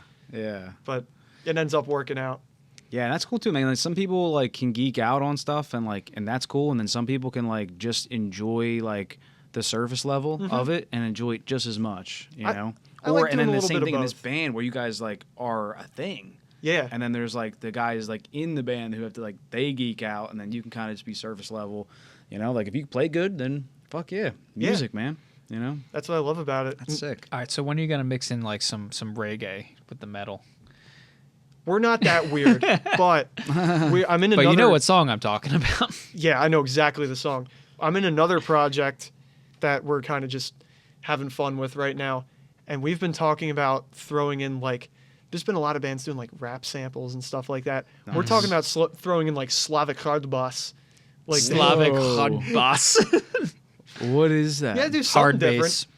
It is. Okay. It's rave music, but it's Russian. And it's Yes. Russian as fuck. It's so painfully Russian.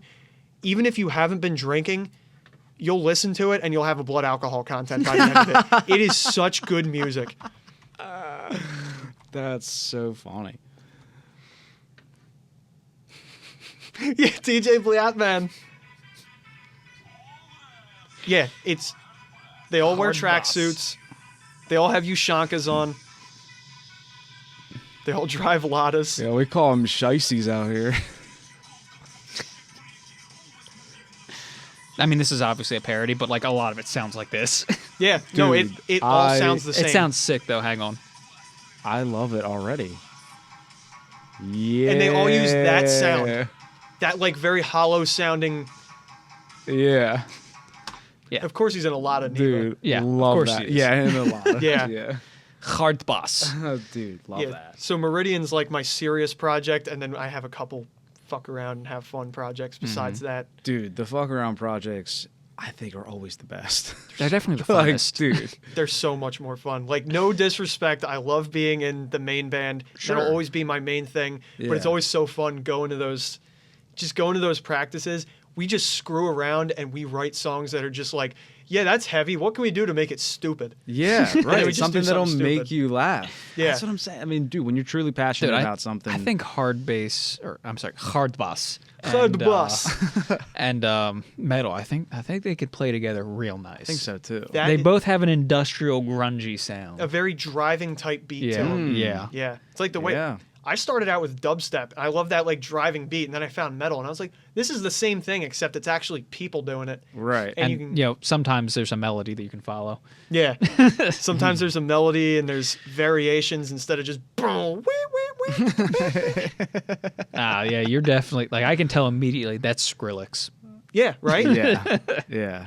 Right? You're from that era of dubstep. I mean, like that makes that. sense. You're not that much younger than me. No. I'm 22. A little bit younger. A little bit younger. A bunch of my coworkers the other day, found out how old I was, and I've been working there for well over a year at this point.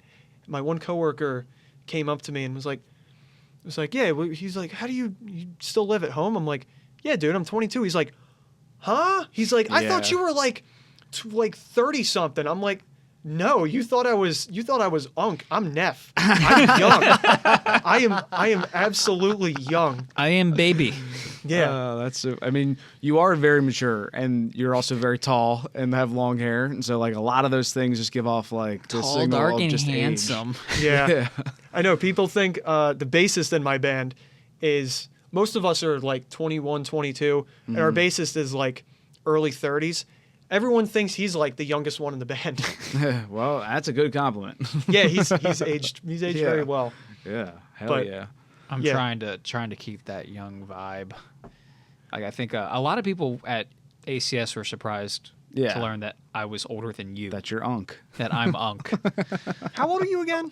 31.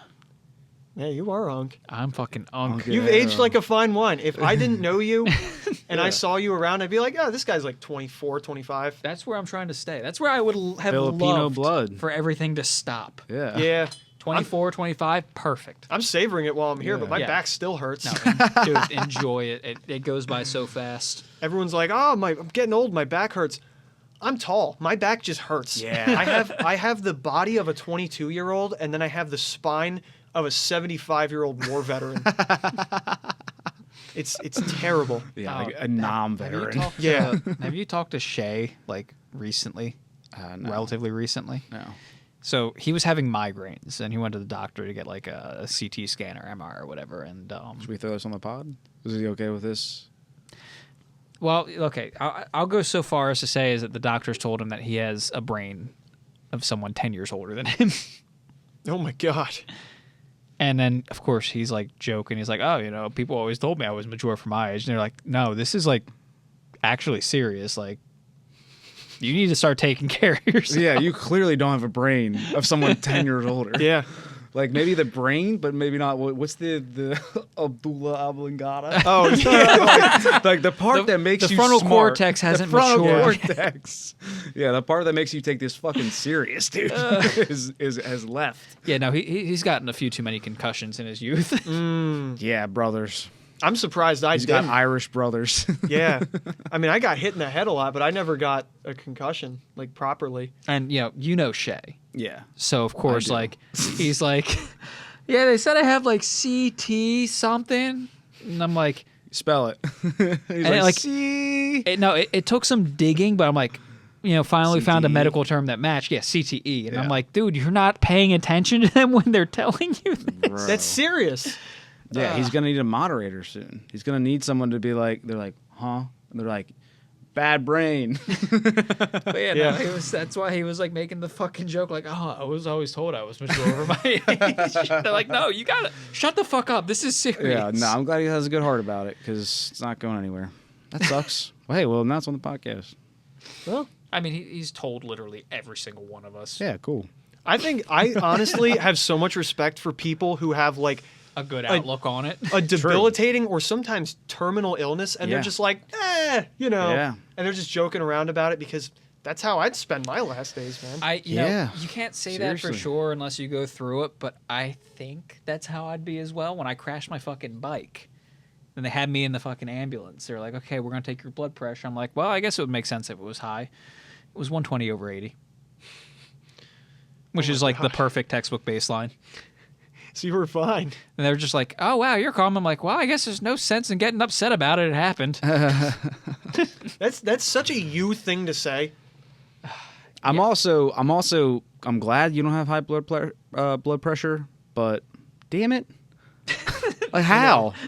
All the shit that you eat. You're the exact kind of person. Yeah, you eat trash. I am You a raccoon. do. I eat garbage. You're that exact kind of person, like that dude on the Revival channel, Jennings, who you see like a detrimental issue with your car, like something that most people would be like, Yeah. that's terrible. Yeah. And you just say, well, we'll figure it out. Yeah.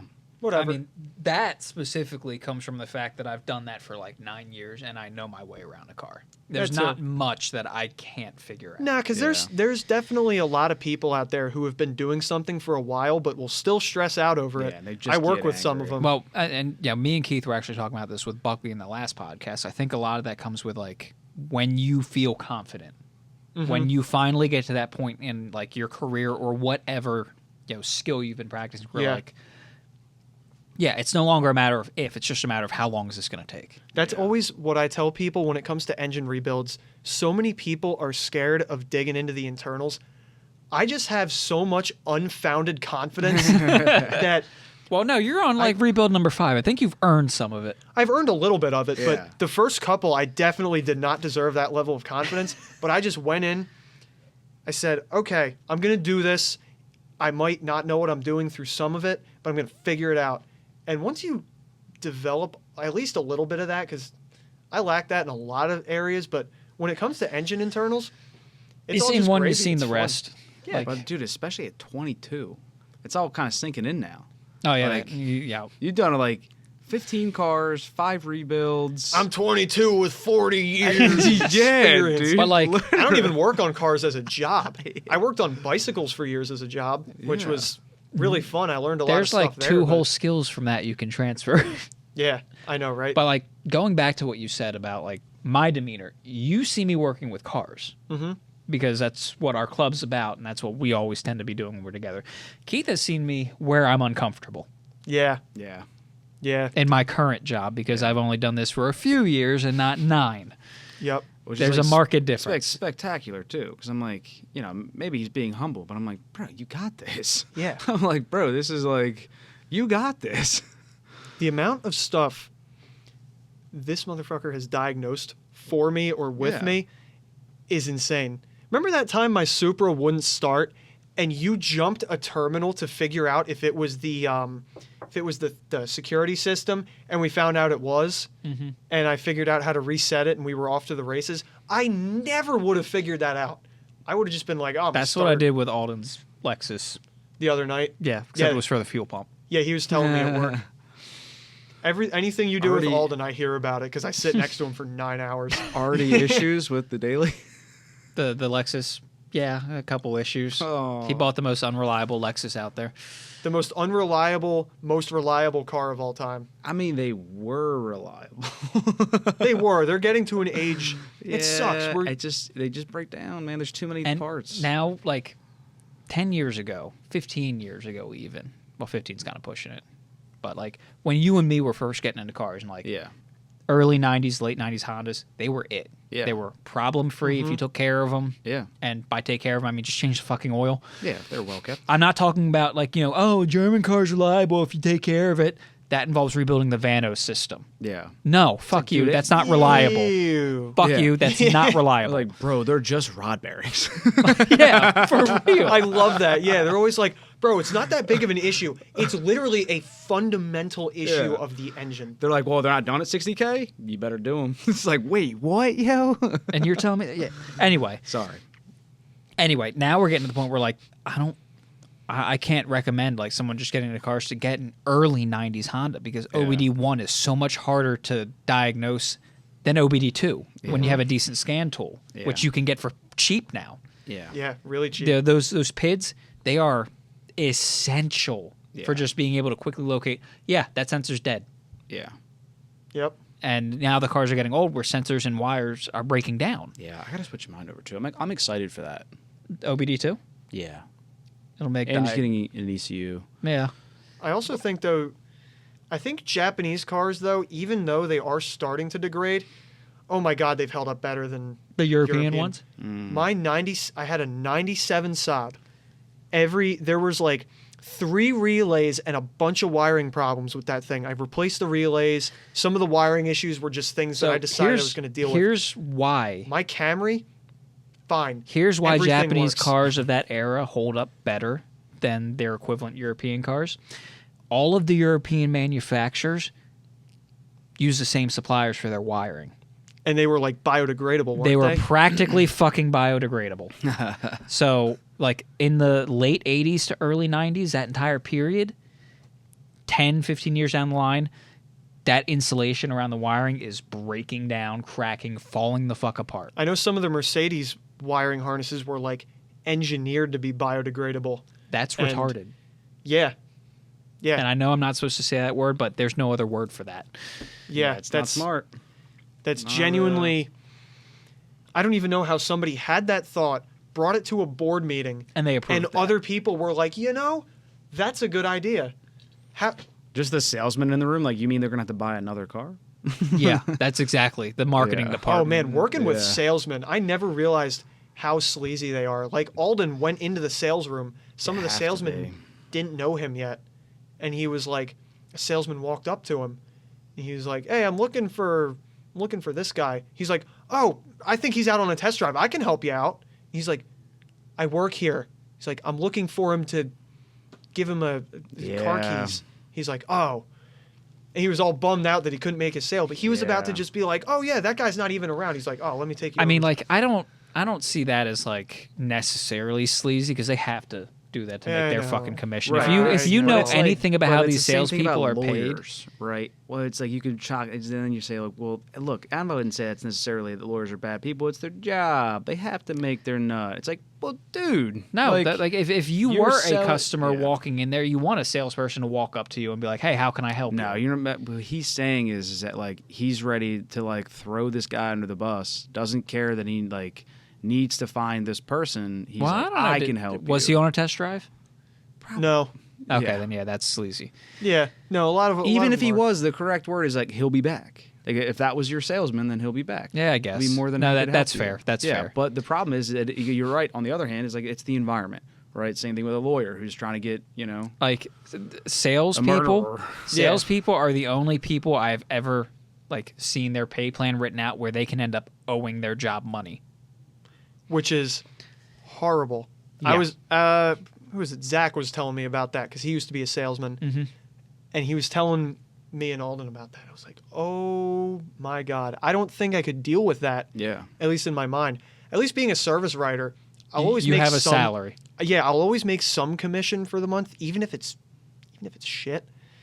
I'll make it. Yeah. Yeah. So Yeah, and like salesmen, like that stuff's cool. Like obviously, tons of people made tons of money, have great careers. I'm sure some of them are great, But at the same time, it's like I am glad that like Carvanas are here, like just taking the stress away and like Or, allowing. that I wish to not. more manufacturers would be allowed to do like what Tesla does.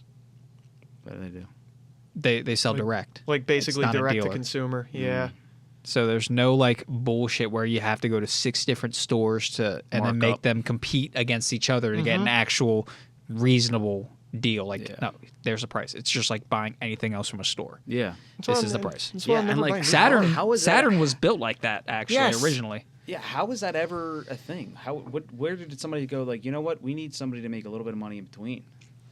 I could You know go what in. we need is a middleman. I could, Oh god. I could go into it, Yeah, but we're maybe too I- far into the podcast to I go into know. that whole fucking story. Yeah, honestly, I could pee as well. All right, yeah. I feel like, I don't know. We're 3 hours in. You guys want to end this and close this up? It's up to y'all. I don't care. I don't know. Have we talked about everything, Xavier? We went through like a bunch of the cars you've owned, the rebuilds you've done, your band a little bit. Yeah. Anything else you want to say? I Any came he- opinions you would like to make known to the internet because they're obviously right. I came here to chop it up Hell yeah. on microphone, Hell yeah. and I thought it went great. I forgot I was on a podcast for half this time. I'm not Good. gonna lie. That's It was the cool. That's our favorite. Yeah. Good. Now everybody knows there's something severely wrong with my brain. I have a lot of issues, but not as many as the vehicles I own. And now they know that you've at 22 have accomplished a ton. As far as cars, man, in my book, dude, like you've done way more than me. I you know? appreciate I've, it. I I've like replaced a head. That's Yeah. like, well, some time belts, but like, I pulled a head off. I've never actually rebuilt an engine. I was telling Buckley, because Buckley, our last guest, he had, and I was like, that's on my bucket list to do. It was like, I want to do that. You Yeah. know, I'm going to rebuild an engine, even if it's not going in something. Like, I just want to go through it. If you ever get a car where you have to rebuild the engine for one reason or another, just go in with unfounded confidence. That's literally the secret, is to just go in with just like, yeah, I can do this, I whether think- you actually think you can or I think not. the other secret is organization. Yeah, and I actually have both of those things. I'm pretty good. I'm pretty good at like faking it till you make it, to be honest. And like I have a very good poker face, and I have confidence. I have self confidence, and I have self-confidence I'm issues. also issues, and I think that I'm also very organized. So If- I think that if I you can can I write- think I can do it. If you have the ability to write with Sharpie on painter's tape, it's so easy because everybody's always like, oh man, how am I going to remember how everything goes back together? You have a roll of painter's tape and a Sharpie. Every connector you take off, it takes forever. Yeah. Every single one you take off, you write O2 sensor. put I it on. have told Yeah. myself I'm going to do that with the like numerous vehicles I've ripped apart, and I never have. 25 minutes in, I am shit's everywhere.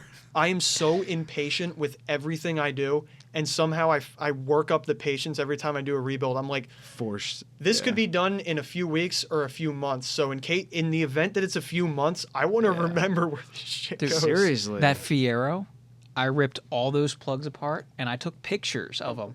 The problem is these pictures mean nothing to me now because it's been months. I'm Yeah. like, yeah, that's a bunch of wires and a plug. I Yeah. don't know what the focus of this picture was, Yeah. Yeah, it's just bad but decisions. hey, somehow I got it back together, Yeah. and mostly everything's plugged back in. yeah. Probably, I'm not sure. Yeah, I feel like honestly, it's like it is kind of like more wiring for me too. Like I think Scary. it's Yeah, a little, nuts and it's a bolts are little nuts bit. and bolts. Yeah, Mm-hmm. because like I think one of my plans because the IAC valves on those That's engines. why you should are get into shit. some old '60s cars. It's all nuts and bolts Yeah. and There's very like little wiring. 3 wires, I yeah. know. There's probably like 12 wires in the engine bay, and most of them are the spark plugs. Yeah. Yeah. Most of them are the charging system in the headlights, which Yeah. are lights. Yeah, they're easy to wire. But yeah, I'd love to go to e-throttle on that car because it would just. I Oh, can sure. get- Add more wires. It's a plug. Ew, more wiring. Yeah, I know. I don't know. I like a good old pull cable. I think the IAC valve the last time I checked was $1,000. It's like this big. You know, It's because they don't make them. Because If everybody you- Oh my God. bought them. If you get a clog tr- up a coolant, you know. if you get a Oh, trigger yeah. wheel on the crank and like a standalone distributor system, and then a carburetor, dude. there goes all of that bullshit. I mean, when you're drifting around, I don't know how accurate that bowl is anymore. No, because it works on I mean, a bikes lot when of- you're leaning. Well, it depends. If you get an Edelbrock, which is a front or a side to side bowl thing, they're good for turns. I think the Hollies struggle with turns because they're front to back bowls, but they do better with hard acceleration and launches because they're front to back. I mean, and like, you know, in the end of it, that's kind of what it all is. It's like on the gas, on the brake, on Just this, put baffles in doing the bowl. that. It's fine. Yeah. Yeah. Okay. Done. At You the got end me. At the end of the You day, got me. We'll get I them. mean, We'll get all them like motorcycles use them. People drag knees on those things. We'll get them Yeah. 4 Webers. 4 Weber setup, Yeah. or maybe some Strombergs. Or maybe I just ITBs. maybe I need a motorcycle carb. No, carbureted. Maybe. Well, And, individual carbs, yeah. yeah, like Webers. Yeah. Yeah. Now go unreliable. Get SUs. Get something. Get something Oh, British. God. If you're feeling spicy, let's get something British. What were the We carburetors? went from simplifying my life to making it Yeah, what were the worse. carburetors we at, just went from like it sucks now, it Now, could do you- be better. you and remember it that sucks again. episode? We suck worse. You remember that episode of Top Gear when Jeremy they're like in the fucking woods and Jeremy gets that Land Rover and the fuel injected one was reliable and the carburetor one was fucking known for being terrible Yeah. and it pop his hood and Yeah. what's sitting there? There's 2 weird looking fucking carburetors. Yeah. We'll Yep. get you some of those. Yeah. Me and Alden were just talking about old Land Rovers at work, and like, man, they looked great. Why couldn't they just be decent vehicles to Well, drive apparently and they were own? decent enough to survive in, sub-Saharan Africa. Yeah, yeah, I know. You know a lot what? of- Because it's probably dry and not humid, so the fucking connectors don't get corroded. Nope. Yeah. Yeah, because all British problems are electric. Yeah. I mean, That's they, why their beer's warm. I mean, they have other issues too, but yeah. That's funny. Going down to the pub, getting a beer, Nice warm lager. nice warm lager with my beans on toast. I didn't even get to do much British slander. But Hey, you got it in. yeah, we did so much talking about real car things. I didn't even get to say anything cheeky. Well, at least our schools aren't a Call of Duty lobby. At least our schools are fucking shooting ranges. I'm gonna eat raw pork with beef paste on I want burnt some toast. tuna on a spud. Salivating just tuna. thinking about it. I'll cover it in butter. I love when you put extra butter and vinegar and Marmite on my fish and chips. Dude, the Spud Bro parodies are so good. We got stuck doing it. We were working together, and we're in the same area, and we're like, I would just hear him be like, and then put a scoop of tuna on it, and then we would just be back. And sometimes that helps me when I'm working on stuff to just Oh, be yeah. like more relaxed and like see it Oh, clearly. yeah. Oh, Like, that Dave- what the bloody hell was going on? At Why that is this point, screw you're just, stripped? you've gone delirious. Like, it's fine. Yeah. If you've never been, it happened to me at my last job when I was working on bicycles. I was doing like this full overhaul on a full suspension bike, and the dude was like, for some reason, rushing us like crazy with it, and I was just in like a blind fury with the thing because everything was going wrong on it because it's a mountain bike. It's all caked with dirt. It's the same thing as like Yeah. cars rusting up. Yeah. So I'm rebuilding these shocks, and my coworkers are just like saying stuff to me, and I'm like, well, at least, and I was just like ballistically mad. And that day like went down in history for the rest of my employment there Yeah. because it's just like, oh, you remember that Wednesday? Yeah. Yeah, I remember that Wednesday. Because they were just saying making it so much more fun. they were just saying Yeah. words to me at one point. They were like, "Hey, Footwell." I was like, "A place for my fucking stinkers, huh?" And then like everything I said became a thing that day because Yeah. I was just so blindingly upset. Yeah. And then he came and picked up his bike, and all was well with the world. Well, and on that bombshell, Yeah, I think that's a good place to end. it's a good place to end. Yeah. Hell yeah, dude. Well, this was fun. Xavier, thank you so much, brother. Absolutely. Thank you So for much having me fun. on. Yeah. This the was really best, cool. dude.